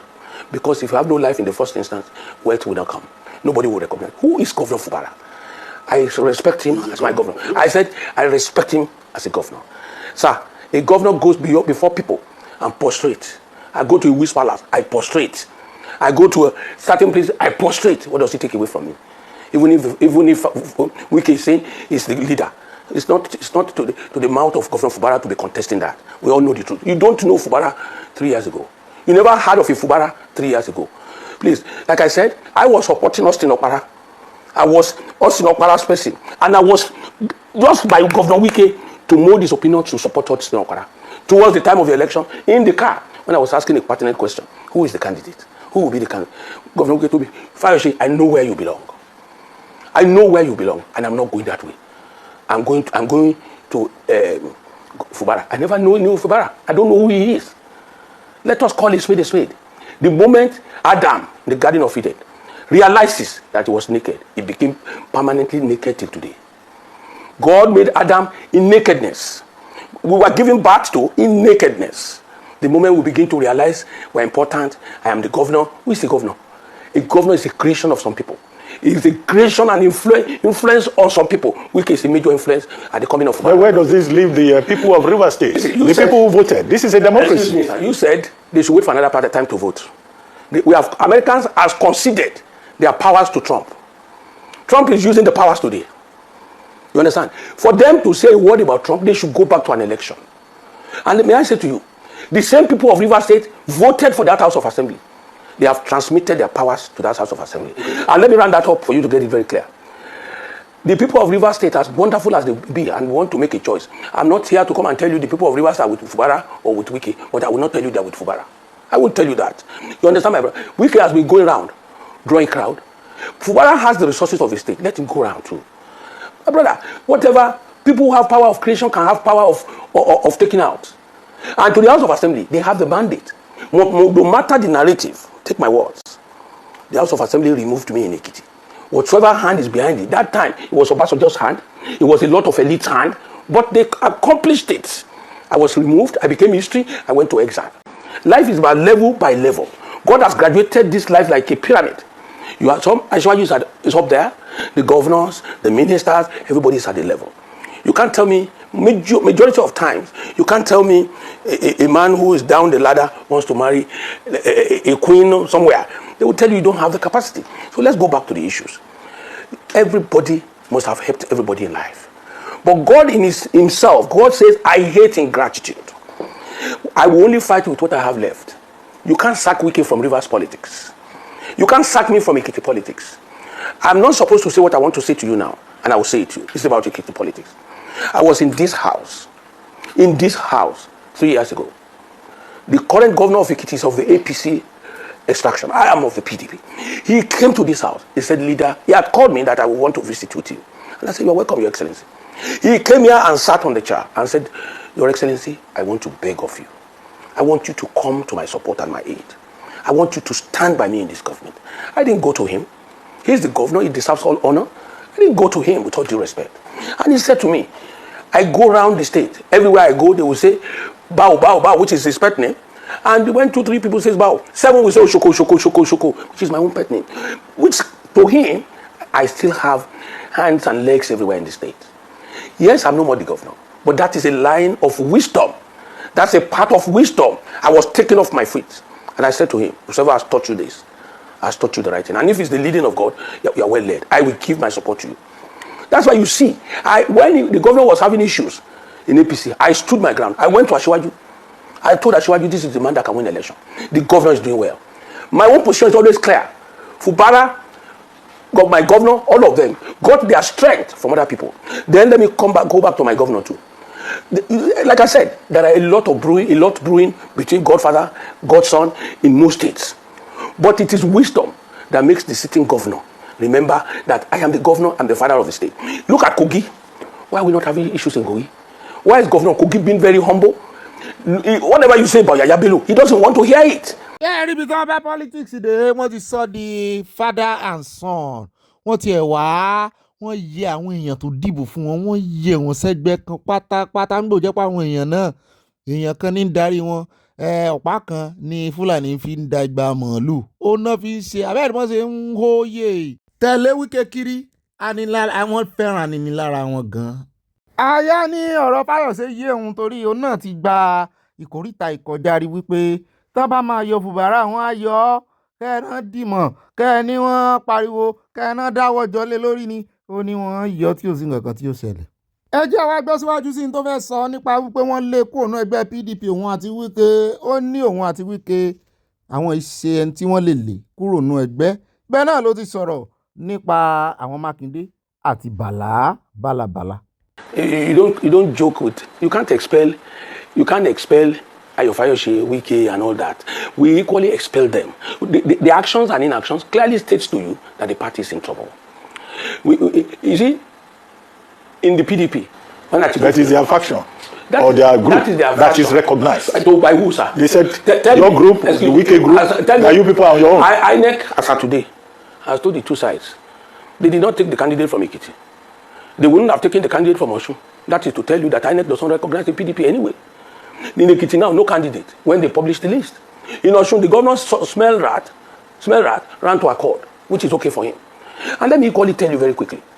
Majority of the people that are calling me, calling Wike, calling them, they did this, they went to support Achua, are they not all inside the APC now?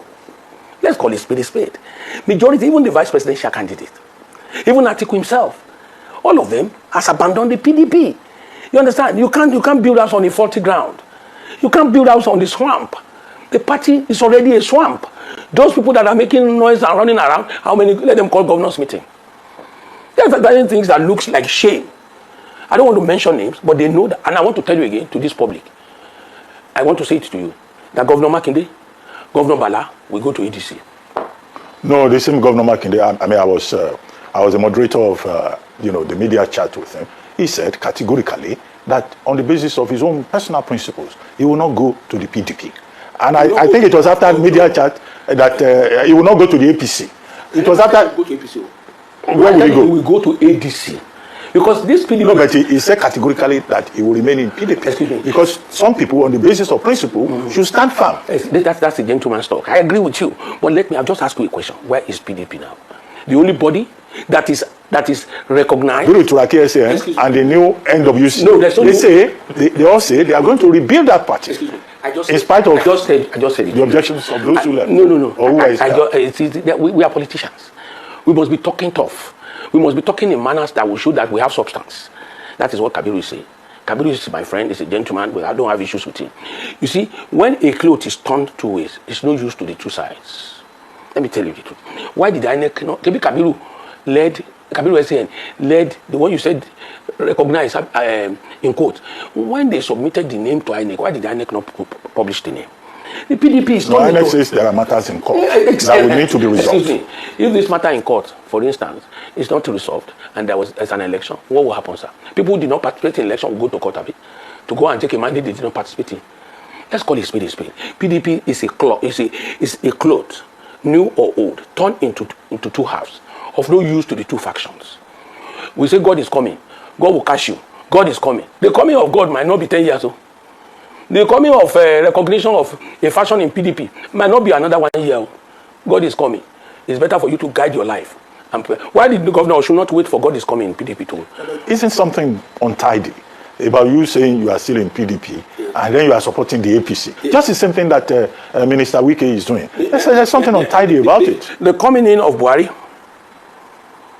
became a very popular candidate that elders of this country took position on.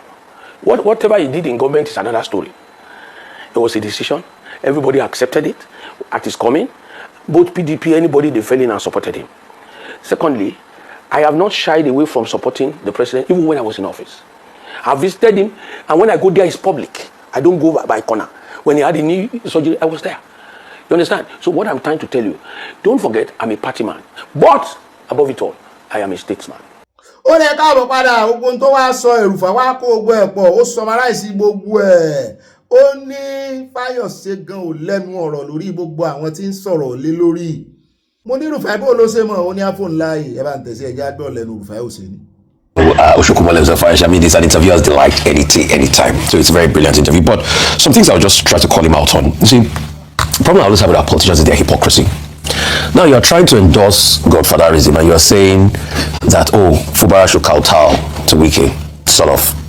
You were even talking about the Lagos case of, I think, Obasa, and how President Tinubu stood still, and Obasa came back. But the question we should ask is the same case. Wike going ahead to push for that impeachment through the National Assembly or the Senate that is loyal to him was an affront to President Tinubu. Because you knew that once Fubara had gone to the APC, and definitely President Tinubu was obviously shielding him. And you went ahead and you make that move. So if you are trying to extrapolate also with Lagos, you're not balancing out the argument. And for him saying all the things he's saying about Wike, somebody is your source, somebody is your God, didn't people help Wike? Without Mrs. Jonathan, is Wike going to be anybody today? He's talking about how did Wike treat those that helped him? How did he treat the Jonathans? Even him that is talking that he has a great footing, all of a sudden he doesn't love Sheyi Makinde again because the initial fight was because, there was a time we were fighting about who's going to be the leader of the Southwest in the PDP. And Sheyi Makinde is a sitting governor. Even that, when you now extrapolate, even Oshokumana is saying he has so much powers in Ekiti State that they still mention his name. Why couldn't he beat Babafemi Ojodu? That got 67,000 votes and he got, I think, close to 30,000 votes in the Senate elections. The two times he got him, it was because of 2003 was the help of Obasanjo. The 2014, you remember that episode because, ACN and APC had started their onslaught then. And President Goodluck Jonathan too also wanted to show that the PDP was still an authority. And that's why when he vied for the election, there was a lot of state might and state support. I mean, you remember the famous case of lifting of 1.2 billion to support him and all of that. So if not for Jonathan, will he have gotten re-elected in 2014? So all of these are the hypocrisy of the politician. They say it so easily. People too helped Wike. People helped him in the past. His so-called powers they claim he has in Ekiti is because he got a lot of federal might leading up those two elections that he won. You remember the Obasanjo route of the Southwest in 2003 and the 2014 episode. But when he went to the Labour Party to test his power in 2011, he lost Babafemi Ojodu. So I just wanted to call out those, hypocrisies of our political class sometimes. Ó dá káàbọ̀ padà ẹja wá tagbọ̀ngbọ̀n ká dé iléeṣẹ́ presidency ọ́fíìsì VP under my boot ibẹ̀ là ń lọ níbi tá a ti gbọ́ tán sọ wípé federal government yín Nàìjíríà wọ́n náà ti vote 19 billion sínú budget yín fún 2026 mo ní kí náà fẹ́ lò fún wọn ni wọ́n fẹ́ fi ra engine sí aircraft mo ní ẹ̀mí ò láàárọ̀ kẹjẹ́ kan rà ó láyà bá ní kí ló kàn mí bẹ́ẹ̀ wọ́n rà wọ́n rà kí ló kàn mí bẹ́ẹ̀ mo ní kò kàn mí o. mo ní ọmọ nàìjíríà ló ti pọ̀ ju pé nínú ìyà nínú ìṣẹ́ tó mú àwọn ọmọ nàìjíríà yìí náà tún ń vóòtì 90 billion naira láti fi change aircraft engine. bí tá a ti ń sọ lọ́wọ́ lárákùnrin kan ti gbà mọ́ alẹ́nu Mr. Paul Alleges ó ní nínú gbogbo propose 2026 ó lóun rí police affairs 1.3 trillion, Niger Delta 1.3 trillion, power 1.1 trillion, INEC 1 trillion. pé eléyìí ni propose ó pọ̀ bẹ́ẹ̀ o àwọn item bẹ̀ pọ̀ o. wá ní federal government should create transparent flow on how money is spent. kíkan jẹ́ kí gbogbo ayé rí ẹ bá ń tẹ̀sí nílé agbára ìjà gbọ́rọ̀ lẹ́nu ẹ̀. I have as per the budget record. These are this proposal until the assembly sits on it, either had or removed, we don't know. And you know the benchmark for this budget, I must tell you at this moment, is really very worrisome because the world will be faced with oil. Just the day before yesterday, President Trump has called the key oil billionaires or oil industry players in America and has told them to go ahead and invest in Venezuela oil industry. If that happens, definitely we have major increase in global oil supply. Prices of crude may return to about $50 per barrel from our projection. And when this happens, recall that Nigeria's benchmark this year's budget on about $64 per barrel. We are hoping that the price will be stable so that you don't have so much negative impact on us. Now, it's not like going to be a total negative impact that drops. It is expected that the price of PMS in Nigeria should also drop to about between 400 to 500 naira per liter. If this happens, that's if we have this kind of investment going from America in Venezuela. America has said clearly that they will manage the crude oil market for Venezuela, and it will be for both the good of Americans and Venezuelans. How Venezuelans are taking this is and we should not just give it out like dashing out a child donut, hoping that things will be fine tomorrow. Nigeria has one of the best crude, not just because I want to psych, I want Nigeria to be happy, but because in the classroom where I learned petroleum economics, we did analysis of several major oil countries in the world, the top 10. Nigeria happens to be one of them, and I can tell you, only 1 or 2 countries have something similar or better than what we have as a nation. Our crude, when we say is sweet, it's not what we put in the mouth, but the convenience we keep, we refine, the quality of what comes out, and what it does to people's vehicles. That is why we say Nigerian crude is sweet in economics. ó náà lẹ́tí gbá ẹ̀wọ̀n ní suit ní o kẹ́ wọ́n la oríṣiríṣi náà wọ́n sọ Nigeria crude oil is sweet ẹ̀ mọ̀ nǹkan kan. wọ́n náwó wọ́n kó gbogbo ẹ̀ sínú bọ́jẹ́ẹ̀tì àníkẹ́ ṣe lálàyé fún àìsàn nǹkan mi. ó bá ṣe náà ẹ sì mọ̀ pé wọ́n gbọ́ràn wọ́n bá tọ́ wá ti wọnú bọ́jẹ́ẹ̀tì báyìí àwọn rọba stamp ó gbọ́ wọlé wọ́n ná lọ́nu. pápánbárí rẹ̀ tiẹ̀ ní economy Nàìjíríà tó jẹ́ imported economy ní gbogbo nǹkan náà import mo mọ̀ yọ̀ nǹkan kan gbọ́ wọ́n náà fi $2 billion import oyin gan oyin tí ń tàyàn ṣeré nù ìjù tán máa fa oyin rẹ̀ ṣeré àbí ìṣe oyin tí máa jáde lára oyin ìgbẹ́ oyin ni tí máa dùn. imagine ìgbẹ́ ni o ìgbẹ́ oyin ìgbẹ́ tó yin ń yà lóyin gan o lẹ́yìn import ẹ̀ fún $2 billion kò sí tẹ̀ ní import Nàìjíríà. And we spend $2 billion importing honey. Is there a way we can backtrack all these in particular so that at least we save some money as opposed to the situation we have on our hands now? Do you think that will help liquidity? The answers are obvious. Saving money is the way to go. Before the Dangote refinery, you can check what happens to our reserve. Our reserve went down sporadically. What changed, apart from central bank policy of hiking the interest rate, was that we can now produce locally when it comes to refining crude, for PMS, for diesel, etc., etc. And that had significant implication on our reserve. So what we've spent on reserve reduced. Now, what does that mean? What Dangote does is not primary, because crude oil itself is primary. Secondary is what makes a difference. I had a talk with TEDx, and I said there are nations beneath, there are nations above, and there are nations beyond. Nations that operate only on primary, that is agriculture, that is not processing, crude oil, that is not refining, consumption without production, especially as it has to do with manufactured goods, such nation will remain beneath. Nations that will be above will be those who understood what South Korea did by converting some of their raw materials into finished goods through manufacturing and selling to the population and the rest of the world. They will be like Japan, that took electronics very seriously. They will be like Germany, just after the war, a nation that was in shambles, that just reconciled the West and the East together and started major manufacturing today. When Germany comes to your mind, what you remember is German machine. That is a product or an output of manufacturing. The miracle, the economic miracle of Nigeria that we expect as a nation, whether you are in the north or in the south, whether you are in the east or you are in the west, is in manufacturing. The only way we can bring Nigeria out of the woods permanently, and I'm not saying successive government or current administration have not tried. You cannot be in government if you are not trying. Government has tried, and I believe government wants to even try more. But trial must be targeted towards something. All attention must be focused on something. It must be towards manufacturing. It must be towards production. When this happens, our reserve will be more. Central bank will have confidence to now, quote and unquote, have more cover for importation. So, ẹ wo ibi tí bọ̀dá ń gbé wa lọ kò ní í yá bọ̀rọ̀ yóò pẹ́ wá dé ẹjẹ́ ń sọ maráìsì gbogbo tó ń sọ wọ́n ní ká mọ̀ ní sùúrù ká wo ẹni tí ilé ìgbìmọ̀ asòfin ó tọwọ́ bọ̀ pẹ̀lú bọ́jẹ́ẹ̀tì ṣùgbọ́n dá báwọn ọmọ nàìjíríà bọ́n ṣe ń ranjú mọ́ yẹn tán náà ń tojú bọ̀ ṣùgbọ́n lọ́dọ̀ tèmi àtàyà nàìjíríà ò tí ì ṣetán imported kò sí tán ní import náà tó jẹ́ pé owó wọn gan ò jọ wọ́n lójú owó olówó náà ná nínú nàìjíríà dọ́là náà ná nínú nàìjíríà náírà ò jọ wọ́n lójú dọ́là bọ́n ṣe pariwo léèyàn lórí tó tán mú wọn gbogbo àwọn celebrity yẹn dọ́là lẹ́ẹ̀bà lọ́wọ́ wọn. bẹ́ẹ̀ bá sì rí àwọn ọmọ Ìgbò náà tán gbìyànjú manufacturing irọ́ náà manufacture bọ́n dèdí oògùn irọ́ ni bọ́n dèdí electronics ọjọ́ òun náà sì ń lẹ àlẹ̀mọ́ burúkú mọ́ LG television bíi tó o bá lọ rà á gúdẹ ló rà sí nàìjíríà nàìjíríà tó ti finish ó ti tán àwa tá a ti rí tán sí finish a ti rí nàìjíríà táwọn eléyìí kan ń pariwo ní èbó ara tó sì máa waste time wọn rè yóò sì tún waste time wọn sí torí wọ́n máa ṣàríyànjiyàn ni wọ́n máa dà sọ́tún dà sósì ní tó ti tán tẹ́ ń dà sọ́tún dà sósì. ọ̀nà dà tán wà ní fi 19 billion mọ́ tún engine aircraft ṣe ọ̀nà dà oníkálukú ń kó tiẹ̀ ní ó yé àwọn olórí yìí náà pàápàá jùlọ àwọn tó ń pera wọn ní elite ó yé wọn oníkálukú fẹ́ kó tiẹ̀ ní àwọn tó súnmọ́ make and honey nàìjíríà wọ́n fẹ́ tètè kó kán palẹ̀ mọ́ kó tó di wípé ó dá páwó igi da ìyẹ́fò náà fi ṣe. ẹ káàbọ̀ padà já lọ tààràtààrà sí Benue níbi tí wọ́n sọ wípé àwọn bandits tún ti pa èèyàn 5 nínú fresh attack wọ́n ní among the victims is a house of assembly candidate kì í sọ ọmọ ilé ìgbìmọ̀ asòfin house of rep ṣùgbọ́n candidate tó náà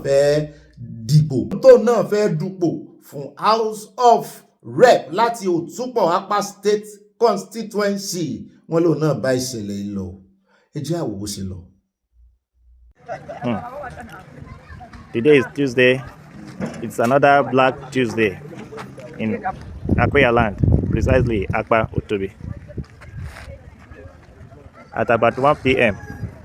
last night, 1 a.m. sorry rather, the Fulani herdsmen invaded us again. And this is another road that leads to the village. This one leads to the farm road, down to the railway. This is the road where they came from to invade us. So this is the other junction. This is the four-corner junction of Utobi, Akpa, as you can see. This is the road that leads to the waterboard. This leads to the main road. And this other road leads to the dam. So this other one is the one that led to the railway where they came from to invade us. 4 people instantly in Utobi, Akpa. I'm going towards the spot where all those things happen. They broke a shop, took out every item in that shop, all the things that they have there, all the items that the lady is selling. They took all of them. So this is a very rude. Those people came through to kill people of Utobi, Akpa. It was a very hectic day for us here. Tell me a little bit what happened. Because this is your shop that they broke into, yes. They seem as if they are local vigilante. They were beating something as if they are beating band. I said, those people, they do this kind of thing now. Before you know, before you know, they broke this into my shop. So the one that broke into it started speaking Fulani. He said, Milo. What this place? They pack my food stuff, rice, they pack the cooked meat, the money, all the ones I do transaction on POS, they pick everything. All the malls, all yes. It's unbelievable. Sorry, madam. You are an eyewitness to the incident. Like, how many of them that night? I had about 4 voices inside. Okay, 4 of them. Yes, and there's female. I had female voice too. Okay, female voice too. Yes. That followed them. Yes. It's okay. All right, thank you so much. Well. Thank you. So this is the spot. They were sitting here before they start shooting at them. As you can see, on the ground, some of them, their clothes have been torn. The dead bodies have been taken to the mortuary.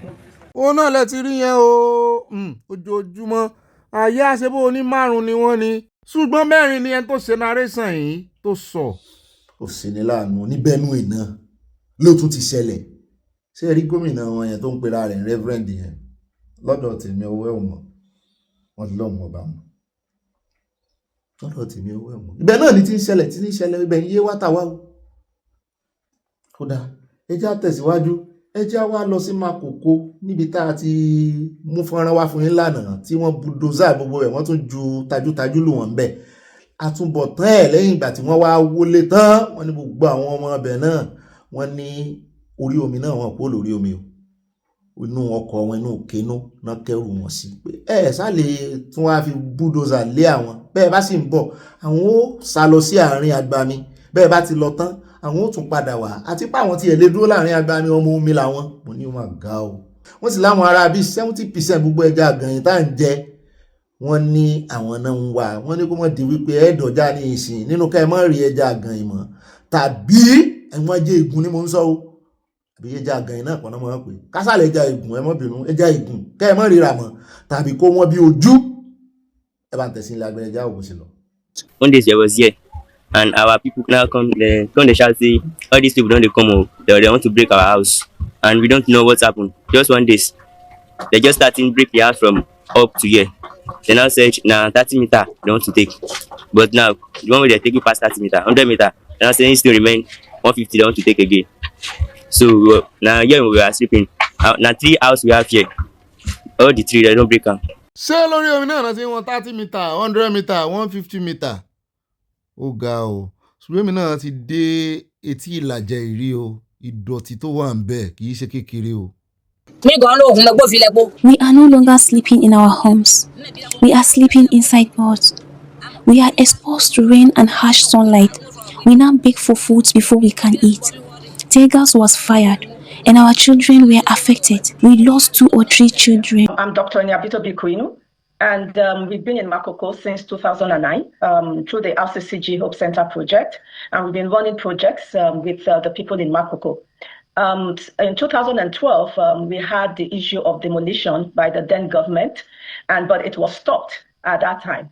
And then recently, there was a request by the government, from what I know, because like I said, we've been in Makoko since 2009. We have a school project, we have a health outreach, we have a church there.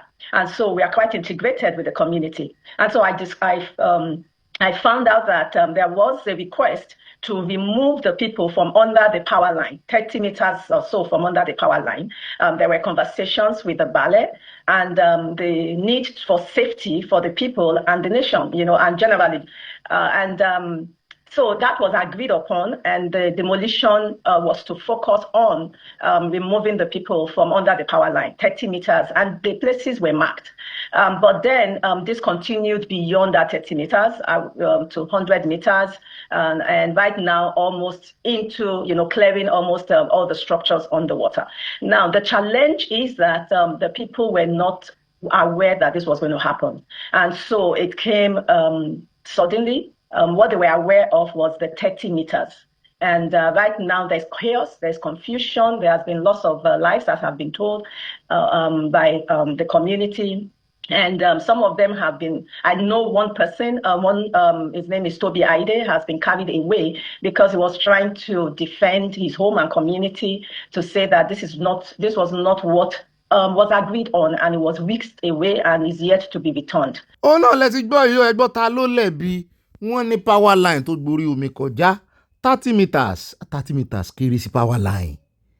Àbí ìṣe kìíní iná burúkú tó wà lókè yẹn tó bá já yóò kan ẹni tó wà ní 150 meters gan tírú wáyà òkè yẹn bá já yóò tó bá sì já lómi. Oh my God, àti lè lé àwọn ará bí kò lórí omi torí ibùgbé wọn ni, ṣùgbọ́n orí omi yẹn gan ò clean. Èkó ò bá wá bọ́n ṣe kúkú relocate wọn sí apá abìkan borí sọ́dọ̀ síbẹ̀ náà ń dà sí orí sọ́dọ̀ náà kọ́lé sí àwọn míì àárín gbùngbùn omi wọ́n sì láwọn èèyàn kú bẹ̀. Ẹ̀wẹ̀ mi ò mọnú odó tá a da ọ̀run lásì lórí ọ̀rọ̀ yìí o, ṣùgbọ́n bíjọba ṣe mọ́ ṣe nù. Lọ́dọ̀ tèmi wọ́n fi 30 meters yẹn tì wọ́n síwájú ni, ṣùgbọ́n tó bá mọ̀ pé wọ́n ní economic importance àti benefit fún society àti fún Èkó, wọ́n mọ̀ pẹjapẹja Èkó rì. Wọ́n ní ẹja mélòó làwọn ọmọ Èkó ń pa. bó láti wá mọ̀ ráwọn ẹja dídí mo rántí àwọn ẹja tá a mọ̀ rà ní gbogbo wóró àjẹ́ gbogbo sangros gbogbo mandilas mọ́ gbogbo sùrà ó ga ọ̀sán mọ̀ ríro ẹja ìjẹ́ńbẹ̀ mọ̀.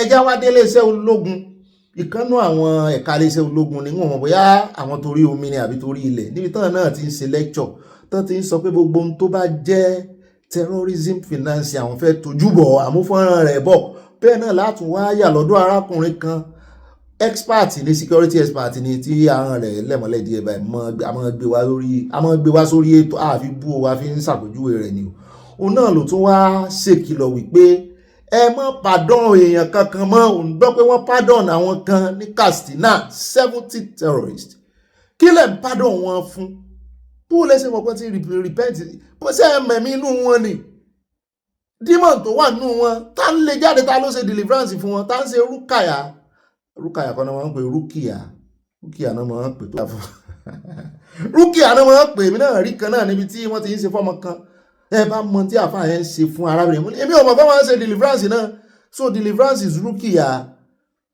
àmọ́ bóyá ti ṣe deliverance fáwọn bandits ni o náà ṣe wá ní wọ́n ti repent o ẹ bá ń tẹ̀sílẹ̀ abẹ́rẹ́ jẹ́ agbọ́ méjèèjì pọ̀ ẹ bá ń kọ́kọ́ tẹ̀ tàwọn ológun sí ká tó lọ sọ́dọ̀ expert. Embed both formal and informal communities and other criminal activities to sustain their operations. Thus, countering the financing of terrorism is not just a financial or legal obligation, but also a vital component of our broader national and regional security strategy. The Islamic State and Al-Qaeda affiliated group in the sub-region, including Boko Haram, ISWAP, and Jamaatul Nasrul al-Islam wal Muslimin, have evolved into financially sophisticated cross-border networks. It's all about money.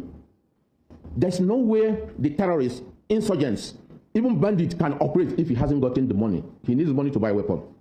He needs money for logistics, petrol, water. He needs money to even spend. If it is kidnappers, they kidnap you, they need to feed you. Even if it is minimal, even if it is what they are going, it's logistics. Now, but when you come to Africa particularly, we know that terrorists, insurgents, they need a lot of logistics. And this logistics are not planned, and the kernel point, the compact core of this logistics is finance. ẹ jẹ́ wá lọ sọ́dọ̀ arákùnrin òun náà fẹ́ sọ̀rọ̀ lórí àwọn àádọ́rin agbésùmọ̀mí tí wọ́n tún gbà mọ́ra tí wọ́n dà mọ́mọ́tọ́ ní Katsina. lélẹ̀ yóò bójúmu àwọn tán pa àwọn èèyàn wọn gan sọ nǹkan kan lé wọn lórí àwọn eléyìí tún ti yá sáré gbà sínú ìlú padà. Katsina State has entered, 20 local governments in Katsina State have entered peace agreements with bandits out of the 34 local governments that you have in the state. So that's almost about 70% of the local governments in the state. And if, as part of that peace agreement, they are now freeing terrorists, I'm not surprised. Now, whether that is a good development or not, the peace agreement itself and this attempt to release is very dangerous. We need a framework for disengagement. That framework should spell out clearly the end game. What do we want to achieve? It should be comprehensive. I talked about demobilization, I talked about disarmament, I talked about de-radicalization. More importantly, we should make sure we retrieve their weapons from them. The action should be seen to punish offenders, not to reward offenders. Right now, what it seemed to us is that the Katsina State government is rewarding offenders, and there is nothing in the agreement to indicate that it is punishing the offenders. And so, again, we need that framework that shows clearly the comprehensive disengagement process. Where, for instance, we would see them handing over their weapons, we would see them learning new professions.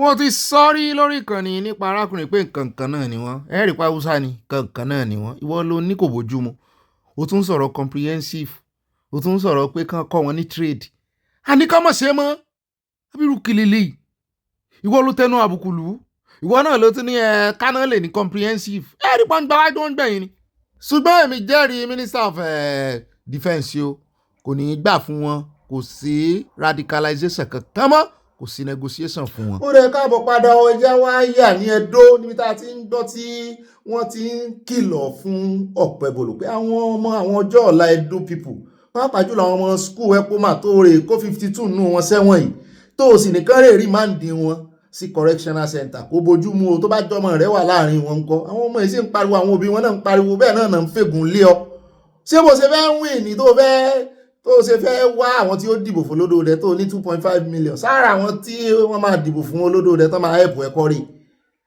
Peter Obi ló kọ́kọ́ ganu sí máìkì ló bá mú pẹ́ẹ̀nì ló bá kọ mẹ́sẹ̀jì ránṣẹ́ ó ní anti-kidnapping protest tó ṣẹlẹ̀ lẹ́dọ̀ ó ní police asked the court to remand and arrest AAU yẹn Ambrose Ali University students ní Ekpoma sí prison for 14 days while terrorists, kidnappers and bandits roam freely. Pé nítorí àwọn agbésùmọ̀mí àwọn ajínigbé náà ní àwọn ọmọ ìṣe protest o. Pápánbárí rẹ̀ náà sì ní pé wọ́n ní ọ̀pọ̀lọpọ̀ àwọn tó kó ìgan wọn ní kì í sáwọn tó ṣe protest. Àwọn tó wá ń ṣe protest lẹ́tún wá kó sáhàmọ́ fún 14 days. Nígbà tẹ́ ẹ̀ tiẹ̀ tọ́wọ́ yín ò tiẹ̀ tí ì bá àwọn tí ń pa àwọn èèyàn. Ẹni tán jí gbé ní àná lẹ́yìn ìgbà tán ṣe protest tán ẹni tán jí gbé nírọ̀lẹ́ mọ́ alẹ́ àti àlọ́ rẹ̀ lárí àràbọ̀ rẹ̀ o. Ó ní shame on the Edo state government. Ó ní shame on the governor Ọ̀pẹ́bọlú ẹ̀sìn mọ̀ pé já wà láàrin wọn tẹ́lẹ̀ nígbà kan tí Peter Obi fẹ́ lọ bẹ̀ tó ní kò gbọdọ̀ wọnú state àwọn. Ó ní shame on the Nigerian police, a nation that rewards impunity, protects criminals while silencing citizens demanding justice can never succeed. Ọ̀rọ̀ ńlá ló sọ and protect wọn ṣùgbọ́n Ọ̀pẹ́bọlú ní kò rí bẹ́ẹ̀ pé àwọn ò ní gba kidnapper láàyè àwọn ò sì tún ní gba àwọn tí ń dàlúrú láàyè. Mo ní nínú kidnapper àti protesters ẹni tó ń protest ní òfin báàkì protesters kí lẹ̀ mú wọn fún. Lọ́rọ̀ kan ibi tá a ti ń sọ náà ní ẹgbẹ́ serap náà ti ganu sí gbogbo ẹjẹ́ kan náà dá sí o. Wọ́n ní Edo State Governor Senator Monday Ọ̀pẹ́bọlú as a matter of alacrity wọ́n ní and his authorities must immediately and unconditionally release all the 52 people, mostly students, of Ekpoma Ambrose Ali University AAU who are reportedly detained at Ubiaja Correctional Center over last Saturday's protest in Ekpoma, Esan West local government area of the Edo State. Wọ́n ní gẹ́gẹ́ bí wọ́n ṣe gbọ́ wọ́n ní ìwọ́de tán ṣe wọ́n ṣe ìwọ́de lòdì sí ajínigbé ni tán jí wọ́n gbé lóòrèkóòrè mẹ́ẹ̀. Wọ́n ní ọ̀pọ̀lọpọ̀ náà àwọn ọmọ Iléèwé Ambrose Ali University were among those arrested and remanded following the protest in Ekpoma. Authorities must immediately drop their policy of crushing peaceful students' protest. Wọ́n lè fẹ́ silence wọn ni wọ́n ló wà peaceful, respect the right to peaceful assembly and expression and drop all arbitrary charges and sanctions against students for their involvement in protest. Pé n tán ṣe tó le jù lọ́jọ́ ẹ̀ náà ni wípé wọ́n ya pósítà pé kí ló wà nù kí ni criminal nù pé wọ́n ya pósítà pé kí ni criminal nínú pọ́n ya pósítà wọ́n para wọ́n kádà wọ́n kóbọn ẹ wá lọ kó wọn sẹ́wọ̀n ṣé àrùpẹ́ lè silent wọn ni Ọ̀pẹ́bọlú first time ẹ̀rí tó máa ṣe gómìnà ẹ jẹ́ kó náà wojú wí náà àwọn student mo wá gbọ́ pọ́n láwọn student yẹn náà wọ́n ìdúró sí ìbẹ̀rẹ̀ òsì ni o wọ́n náà sì ń ṣe protest lọ. Ó rẹ̀ jẹ́ àkùn bẹ́ẹ̀ já wá fún yín ní news update ó ṣẹ̀ṣẹ̀ wá ní lórí ti Fubara níbi tá a ti ń gbọ́ tí àwọn abániṣiṣẹ́ Fubara sọ wípé títí dìdá yìí àwọn ò tí ì rí notice impeachment kankan o. Mo ní bóyá nígbà tán ti gbọ́ pé madam ni wọ́n ṣe mistake madam náà lọ kọ síbẹ̀ instead of Mr. Bóyá torí ẹ̀ ni wọ́n tí ì fìfì ránṣẹ́ ṣùgbọ́n àti ìgbọ́ lẹ́nu àwọn ọmọlẹ́gbẹ̀mọ aṣòfin bó ti yẹ páàrí méjì nínú wọn lánàá náà rawọ́ ẹ̀bẹ̀ sáwọn akẹgbẹ́ wọn wípé kan fa ọwọ́ aago impeachment sẹ́yìn. Rivers State Governor Siminalayi Fubara is yet to receive any formal notice of impeachment from the State House of Assembly 3 days after 27 lawmakers commenced impeachment proceedings against him and his deputy, Professor Ngozi Odu. When they recall that the majority members of the Assembly, loyal to the Minister to the Federal Capital Territory, Nyesom Wike, last Thursday initiated impeachment proceedings over alleged misconduct, although the Speaker of the Assembly, Martin Amewule, had said he would ensure that the impeachment letter was delivered to the governor. When you don't forget that the governor returned from his trip overseas on Sunday, France. Dubai. A sì ń gbọ́ pé wọ́n máa invite Wike náà ṣùgbọ́n bóyá nígbà tán wà ní Dubai náà invite Wike ó sì lè yọ lọ ká mọ̀ ṣùgbọ́n gbọ́ kó ti padà sí Abuja. Wọ́n ní he has not rested and he needs to inspect several ongoing projects scattered all over. Wọ́n ní kí Amewule gbọ́ báyìí kó sẹ́ẹ̀ dé ní o kẹ́ ẹ mọ́ wàá sọ fáwọn oníròyìn pé ti deliver letter láti jẹta kẹ́ ẹ mọ́ ka date láti jẹta 14 days gbọ́dọ̀ pé o ìwọ ló sì sọ wọ́n sì sọ wọ́n ló gbọ́dọ̀ deliver by hand ni kì í ṣe pé máa post ẹ̀ kẹ́ wọ́n sọ pé ti post ẹ̀ síbí kan o wọ́n ní so for now I know he hasn't received any letter. I have not seen the governor myself. The man is busy working for the good of the state as a practical man he is. Meanwhile, 2 of the pro-Wike lawmakers have backed out of the impeachment plot. Ká máa wo àwọn tí ó tún back out. Ká máa wo káàdì tí olódódé tí wọ́n fẹ́ yọ lórí ọ̀rọ̀ Fubara àti Wike nítorí wọ́n ká àwọn gan mọ́ kọ́nà. Ẹ jẹ́ wá dé ọba jánà níbi tá a ti gbọ́ tán sọ wípé àwọn JTF àwọn ọmọléeṣẹ́ ológun àtàwọn ọlọ́pàá àtàwọn vigilante wọ́n gbéná kojú àwọn bandit ní ọba jánà. Wọ́n ní kan náà àwọn ọmọ ẹgbẹ́ JTF kú ṣùgbọ́n wọ́n ní wọ́n ṣiṣẹ́ ribiribi nítorí bí ìbá ṣe ti wọn. Àwọn aládùúgbò náà sọ̀rọ̀ wípé lọ́dọọdún ó lè ní tiẹ̀ mọ́ jà wọ́n bẹ̀yẹn tẹ́lẹ̀ pé ṣùgbọ́n lọ́dún ìbandit ni mo ló wọ́n ga o.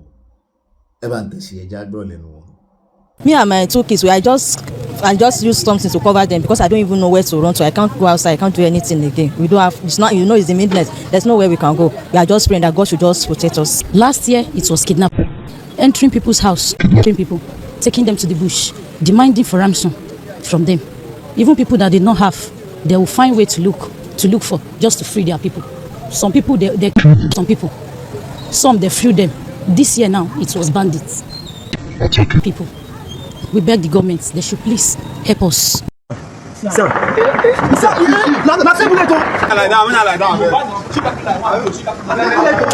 This is nicer plant too. Hey, nicer plant too. Nicer plant too. Nicer plant without thing. I did video, but nicer plant that thing do. Eh? Nicer plant that thing do.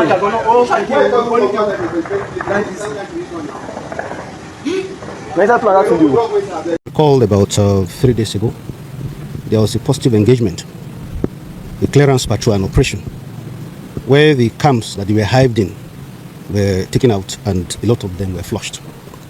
And in frustration, a sniper cell of them came in to engage my men to see if they can induct subterfuge against them. They met a party they didn't anticipate yesterday. It was counter drills. Some arrests have been made. I assure you that the people of Bajana and the corridors here should be rest assured that they are free from fear. Ẹran tinú oko wọn tí àwọn ọlọ́pàá JTF àwọn àmì tí wọ́n ju àdóló tán náà pa àwọn èèyàn sí tán yìnbọn lù wọ́n látòkè tá a fi hàn yín jẹta wọ́n ní repressor attack ẹ̀ ní àwọn Tinubu àwọn Fúlàní herdsmen wọ́n náà wá yàwọ̀ gbòòrò wọ́n ní ṣùgbọ́n àwọn ti arrest díẹ̀ nù wọ́n pààyàn kan nù wọn náà nú àwọn JTF náà ti pààyàn kan o yìí ṣe lára àwọn wèrè yẹn ṣùgbọ́n wọ́n náà arrest díẹ̀ nù. ṣùgbọ́n èyí tí ilé ìmọ̀ wa ga o àti fẹ́ wọn dágbé lórí ètò ni àyà tún fi update ilé ìránṣẹ́ wọ́n láwọn agbésùnmọ̀mí tún pààyàn 4 ní Niger State wọ́n sì set àwọn shops wọ́n set on fire. Wọ́n ní the Niger State Police has confirmed the ìpànìyàn àwọn 4 kan tí wọ́n sì tún dáná sun ṣọ́ọ̀bù wọn ní Niger State àwọn agbésùnmọ̀mí ọwọ́ àwọn agbésùnmọ̀mí náà sì máa ń bẹ̀. Wọ́n ní Damala Village ní Woko District of Bogo Local Government níbẹ̀ o lọ́jọ́ Sátidé ló ṣẹlẹ̀ o. Early hours of the day causing panic as residents ran in different directions in search of safety. Wọ́n ní a source in the community said an undisclosed number of residents were also abducted during the attack. Wọ́n tún jí ọ̀pọ̀lọpọ̀ àwọn èèyàn gbé lọ. The raid came a few days after terrorists in large numbers invaded the Kasunwa Daji market in Demo village, also in Bogu local government area, where níbi tí wọ́n ti pa àwọn èèyàn wọ́n ṣe pa àwọn èèyàn tó pọ̀ ní market yẹn ní 42 people náà pa wọ́n sì tún abduct àwọn èèyàn lọ rẹpẹtẹ. Wọ́n ní agbẹnusọ àwọn ọlọ́pàá ti sọ̀rọ̀ ńbẹ̀ o ní Niger State Wàsíù Abíọ́dún pé àwọn ti fìdí ẹ̀ múlẹ̀ pé èèyàn 4 náà pa pé wọ́n sì tún kó àwọn màálù lọ rẹpẹtẹ wọ́n sì tún ju iná sí àwọn ṣọ́ọ̀bù pé alẹ́ lè rí tajé sí àwọn fẹ́ báyé yín jẹ́ pátápátá ni. Ó yẹ káwọn èèyàn náà ti wá mọ́ kọ́gbọ́n báyìí. Ẹgbọ́n kí wàá ní láàrí dáa pé wọ́n ń dáríjì wọn.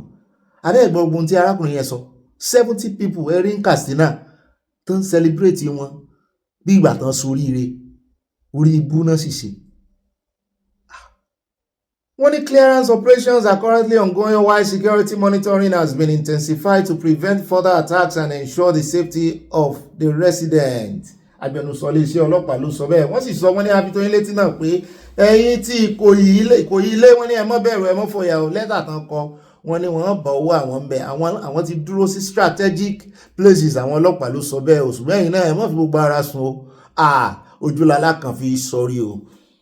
Àní rí jù báyìí lọ nínú ìròyìn tòní àyà ló ń fẹ́ gbé wa débẹ̀ àmọ́ ń tà àyà ní fún wa nínú abala tí ẹ ń bá ráàyè àmọ́ ń tà àyà fẹ́ sọ fún wa tó fẹ́ fi tó wa létí ṣùgbọ́n lórí ti Aláàfin ẹ jọ̀ọ́ bá a bá ṣe ń sọ̀rọ̀ lọ́tún lósì gbogbo ibi tá a bá fi sí ẹ jẹ́ ká fi ẹ̀rọ wẹ̀lẹ̀kẹ́ bò sí o ẹ má jẹ́ ká ja ìjà tá à ní parí o èmi máa tẹnu mọ́ o ìjà necessary o ìjà mọ́ strengthen relationship ní ẹ máa rí wípé ìfẹ́ máa wà láàrin àwọn ará Ìbàdàn àti àwọn ará Ọ̀yọ́ dọ̀mọ́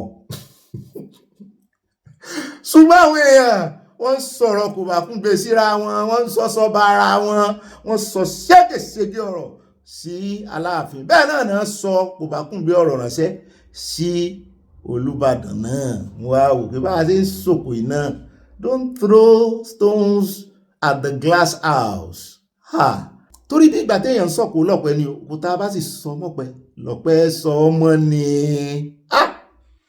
ó ga o àwọn èèyàn sọ̀rọ̀ tán àwọn sọ̀rọ̀ tán nǹkan kan tèmi kàn fẹ́ sọ lórí ọ̀rọ̀ yìí ni wípé ìgbà lásọ ìgbàlẹ̀wò ìgbàlódéré kókò ń lò nílùú Ìlọrin onígbà ní sí máa ń lò gba rẹ̀ ṣe rí ìgbà ayé àtijọ́ ti kọjá ìtàn dáa sóti yé báwọn ìtàn dáa ṣùgbọ́n ayé ò dúró sójú kan ayé ń yí ni ìgbàlódé ti dé ìdàgbàsókè náà ti kún ẹ jẹ́ n wá ṣàkàwé ọ̀rọ̀ wọn ò fẹ́ fi Ọ̀yọ́ àti Ifẹ̀ àti Ìbàdàn torí wọ́n ní Ìbàdàn kìíní náà ń jẹ́ ń bẹ̀ baálẹ̀ náà ń jẹ́ ń bẹ̀ tẹ́lẹ̀ Aláàfin ló dé hàn lágbógbó tí ó lè rí gbogbo history tẹ́ lè sọ ó tẹ̀ jẹ́ pé mi gan ò fẹ́ gba gbogbo history tán táà ń gbọ́ lọ́tún lósì oníkálukú kan sọ story tí ẹ̀ ń sọ ìtàn ń sọ history láti fi gbèsèrà rẹ̀ lẹ́yìn ni ṣùgbọ́n practical lèmi fẹ́ ká múlò ẹ jẹ́ á fi ọ̀rọ̀ USA àti UK ẹ jẹ́ á fi ṣàkàwé ọ̀rọ̀ UK ló fún USA ní independence UK world power gidi gan ni ẹ tẹ́ bá mọ̀ iye àwọn tó gba independence lọ́wọ́ UK ṣùgbọ́n lónìí báyìí ta ni world power America ni wọ́n léwájú kí UK wá máa fọwọ́ lálẹ̀ fún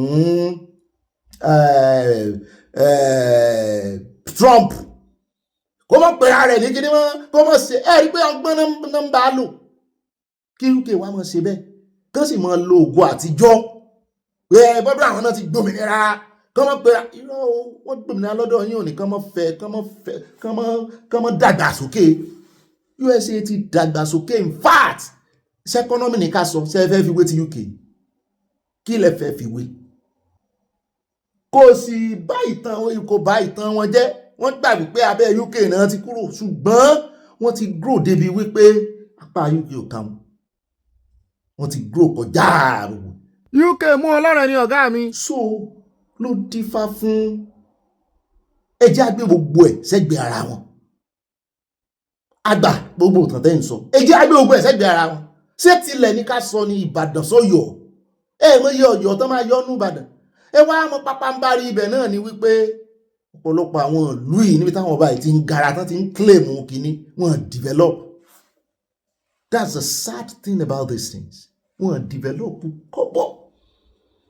Ẹ jẹ́ kán fi drone mú gbogbo òrùlé wọn ìwò náà ìwò ẹ jẹ́ kán fi drone area shot rí wípé wọ́n develop. Ìbàdàn lè jẹ́ bóyá torí pé ó jẹ́ capital painter sọ ni wípé ó ti evolved.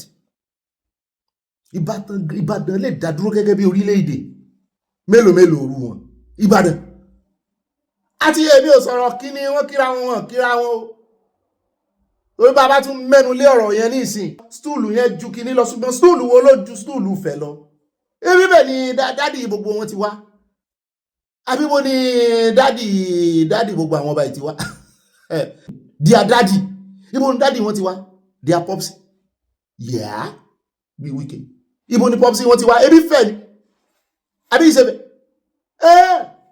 so Ifẹ̀ náà sì rèé ìwọ̀nba development náà ló sì wà ń fẹ̀ náà kò dàbí bí ó ṣe yẹ kó develop ó yẹ kí industries nǹkan kan ó yẹ kó ti jù báyìí lọ ohun tó yẹ káwọn ọba ìmọ̀ jà sí nìyẹn bó ṣe máa mú industry tán máa lo ọ̀rọ̀ àwọn tán máa lo influence wọn tán máa lo power àwọn tán ń jà tán ń bára wọn jà sí nìyí tán ṣe máa mú kinní wọlé geographically Ìbàdàn kò wá sí respect is reciprocal pẹ̀rẹ́ rakọ̀ ó rabò pẹ̀rẹ́ tẹ̀ wò yẹn ó lákọ̀ ó lábò ó tani pẹ̀rẹ́ rakọ̀ ó rabò ó ga o ẹ lọ́wọ́ bá Aláàfin sọ̀rọ̀ gidi níbi tó ti ń gbọ́ kan gapá wálẹ̀ kan àwọn èèyàn like wọ́n love wọn gan kì í tiẹ̀ ṣe like I love wọn ìjà àfẹ́ là ń bá wọn jà kán gapá wálẹ̀ pátápátá kán fìfẹ́ bá wa lò wọn ìjàjà mo jù ọ lọ k'Aláàfin lọ ka 48 laws of power ìwé yẹn kán lọ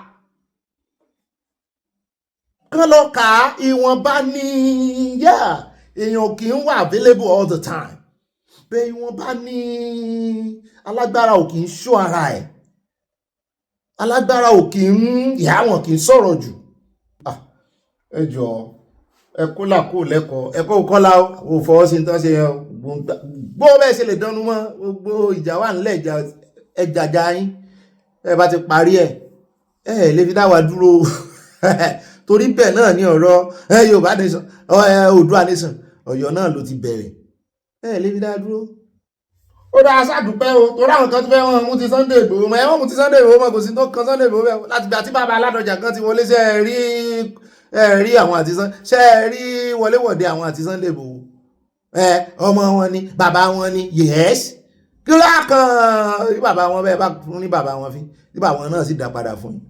Don't dwell in old glories. History good. Àfimọ́ wọn ní àfimọ́ ọmọ bí tá a ti ń bọ̀ ni. Ṣùgbọ́n ìdúró òsì ìbẹ̀rẹ̀ òsì ibì kan là ń lọ. Ẹni tó bá stay back in history kò lè experience growth. Ṣùgbọ́n history la fi mọ́ atọ́nà ní history mọ́ sí fún wa. A dẹ̀ fún mọ́ identity wa. Ṣùgbọ́n don't stay back in old glory. Move on, expand, develop. Ká gbọ́ pé Ọ̀yọ́ náà ti ṣe the first aircraft ní Nàìjíríà. Ká gbọ́ pé táwọn tẹ́ káwọn àti Ifẹ̀ náà tó yẹ kí gbogbo àwọn ọba ẹmọ ṣe ní ẹ̀kọ́ kó gbogbo àwọn oníṣẹ̀ṣe pọ̀. Ó yá gbogbo ògùn tẹ́ mọ̀ gbogbo kíní tẹ́ mọ̀ bó la ṣe lè ṣe ẹja develop nǹkankan. Ègbé bó la ṣe lè fi lè ẹja ṣe bí abọ́ kan.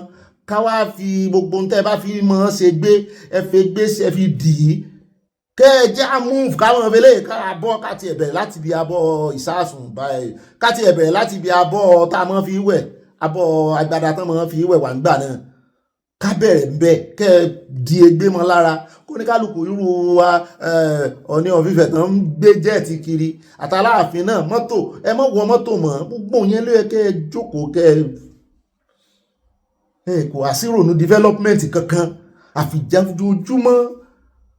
ojoojúmọ́ Aláàfin nínú 48 laws of power èyàn ò kì í kílèmù èmi lẹ̀gbọ́n èyàn ò kì í kílèmù I'm powerful. Or you gain influence by social dynamics ni this person ẹ jẹ́ àwọn fílẹ̀ ìṣẹ̀lẹ̀ àyágbé wa débẹ̀ náà Abala ń bára yà ọjọ́ mùsùlùmí.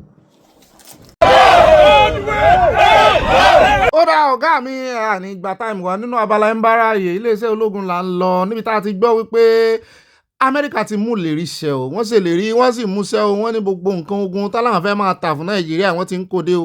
Àwọn critical military gadget bọ́n ṣe pè wọ́n náà nìyẹn, wọ́n ò dárúkọ wọn o, bóyá drone ní bóyá àdó olóró ni wọ́n jẹ́ àmọ́, ṣùgbọ́n wọ́n ló ti balẹ̀ sí orílẹ̀-èdè Nàìjíríà, wọ́n sì ti deliver ẹ̀ fún iléeṣẹ́ ológun. Wọn náà sì ti múra wípé in fact níbi tí USA sin àwọn dé yìí, ibi tán ẹ̀ràn wa lọ́wọ́ dé wọn lórin tán kọ fún ìjọba Amẹ́ríkà nìyẹn wípé àwọn gbádùn bí ẹ ṣe ṣe àtìlẹyìn àwọn, bẹ́ẹ̀ náà ni a gbọ́ wípé kí ìwà sàwọn nìkan o. Gẹ́gẹ́ bí ilé ìwé ìròyìn Premium Times wọ́n ṣe gbé wọ́n ní àwọn ISWAP náà ń palẹ̀ ogun mọ́, wọ́n náà ti deliver drones fáwọn náà, pé àwọn náà ti fẹ́ mọ́ ṣe bí àwọn ará Ukraine, pé wọ́n fẹ́ mọ́ tágẹ́ẹ̀tì àwọn ọmọ iléeṣẹ́ ológun. Mo ní Ọlọ́run ò ní fún wọn ṣe. Ibẹ̀ náà látún ti wá gbọ́ wọn ní Taraba wọ́n pa 40 nínú àwọn agbésùmọ̀mí, bẹ́ẹ̀ náà ni wọ́n tún bọ́ọ̀dì sí Borno wọ́n náà pa 25 kọ́hùn nínú àwọn Boko Haram. ISWAP same thing náà ni mo ló ti ẹ̀dá bẹ́ẹ̀ bí ká ń lọ kọ́nu ọ̀dọ̀ Asari Dokubo, ibẹ̀ gangan là ń lọ. Asari Dokubo náà mọ̀ ganu sí máìkì, ó sọ̀rọ̀ lórí ọ̀rọ̀ Malami, ó náà ti fẹjọ́ rẹ̀ sun ìjọba tipẹ́tipẹ́. Èmi jẹ́ àròkọ fẹ́ gbèsè lẹ́yìn ní parakan náà ni ó ní rárá o, ó lóun fẹ́ báyé Malami jẹ́ ni. Mo ní tó wù kẹ́ ẹ ṣe fúnra yín tẹ́ ẹ rí, kẹ́ ẹ fi ojú ara yín ṣe kò kàn wá, kọ́lọ́run sá ti lo èèyàn kan fún wa, bó ṣe ẹ̀yin ọ̀tá náà lọ́lọ́run lò tẹ́ ẹ fi ń bojú ara yín jẹ́. Àní káwa sá ti rọ́nà lọ, k'Asari Dokubo tú àṣírí Malami, èèyàn kan ń bọ̀ wá tú àṣírí tòun náà kò jù bá náà lọ. It surprised me. I have just read through the charges that EFCC brought against the former Attorney General and Minister for Justice, Malami. And one of his critical offenses, one of the major, is so shocking. Why the EFCC will overlook that monumental crime committed by Malami against the people of the Niger Delta. Malami took 600 billion of money that had accrued to NDDC and said he used it on the second Niger bridge. And when we questioned him, because I was one of the people who questioned Malami when he was in government, we wrote letters, or lawyers wrote letters, questioning. Malami said the money is a proceed from corruption. And we kept on asking the question, we kept on talking about this issue. And when this new government came, we raised this issue again. When the government of my friend Abala Tinubu came, we raised this issue again of 600 billion Malami stole from the people of the Niger Delta with so much impunity. And I want to say that for whatever reason, this government cannot trade ignorant. The NDDC board in place cannot trade ignorant of this money and why this money is not captured in the charge sheet of Malami. What compromise are taking place to the exclusion of this monumental theft of our money? And why are the governors of the state that makes up the NDDC not talking? Why are the House of Assembly of the state that made up the NDDC not talking? Why are members of the National Assembly representing these states not talking? So the people of the state that makes up NDDC will just throw away 600 billion as if it is nothing. It's saddening. Most times we are the people who shoot ourselves on the foot. We are so afraid. We are so afraid that if we talk, we'll die that day. Or if we talk, we'll die that moment. If all other charges were made against Malami, why will our money that was taken not be part of the charges? Then the federal government believe that Malami spent it for second Niger bridge. Let them give us back our 600 billion. It's our money. It's our money statutorily by the law. It's the money of the people of the oil-bearing areas. A lot of things happen in the National Assembly. People who are not connected, speakers of National Assembly things, they collect our money, they set up committee, oversight committee, NDDC committee. You go to places, you go to Cross River North, you see this thing, you go to Ondo State, you go to these places, you go to Surulere, you see NDDC project. How did NDDC project get Development Commission project here in River State before or at Obama before? Because we are lily-livered, stupid traitors of our people. We are always afraid. We cannot speak up for ourselves. Lily-livered.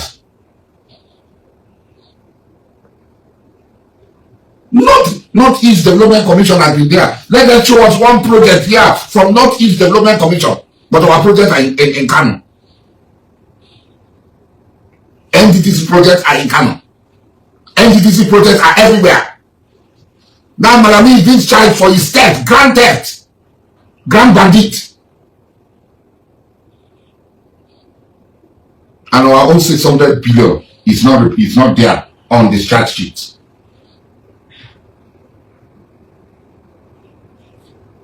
I feel sorry for us. I feel extremely sorry for us. It's so sad. So sad. Okay. But it was people to have started the campaign. The same way we wrote everywhere, we wrote to him, we wrote everywhere, we'll start this campaign until the 600 billion is returned. You cannot steal our 600 billion and go with it while they charge him for other monies that he stole.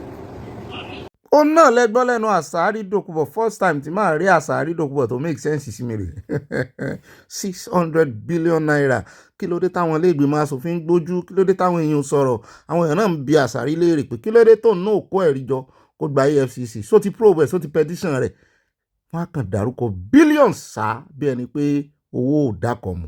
Ṣùgbọ́n àyà ni ọ̀gá mi ẹran ti sọ fún Asari Dokubo kó make sure pé ọwọ́ tó náà mọ́ ẹ̀ ń tọ́wọ́ ẹ̀ bá mọ́ nìkan ló lè béèrè justice o.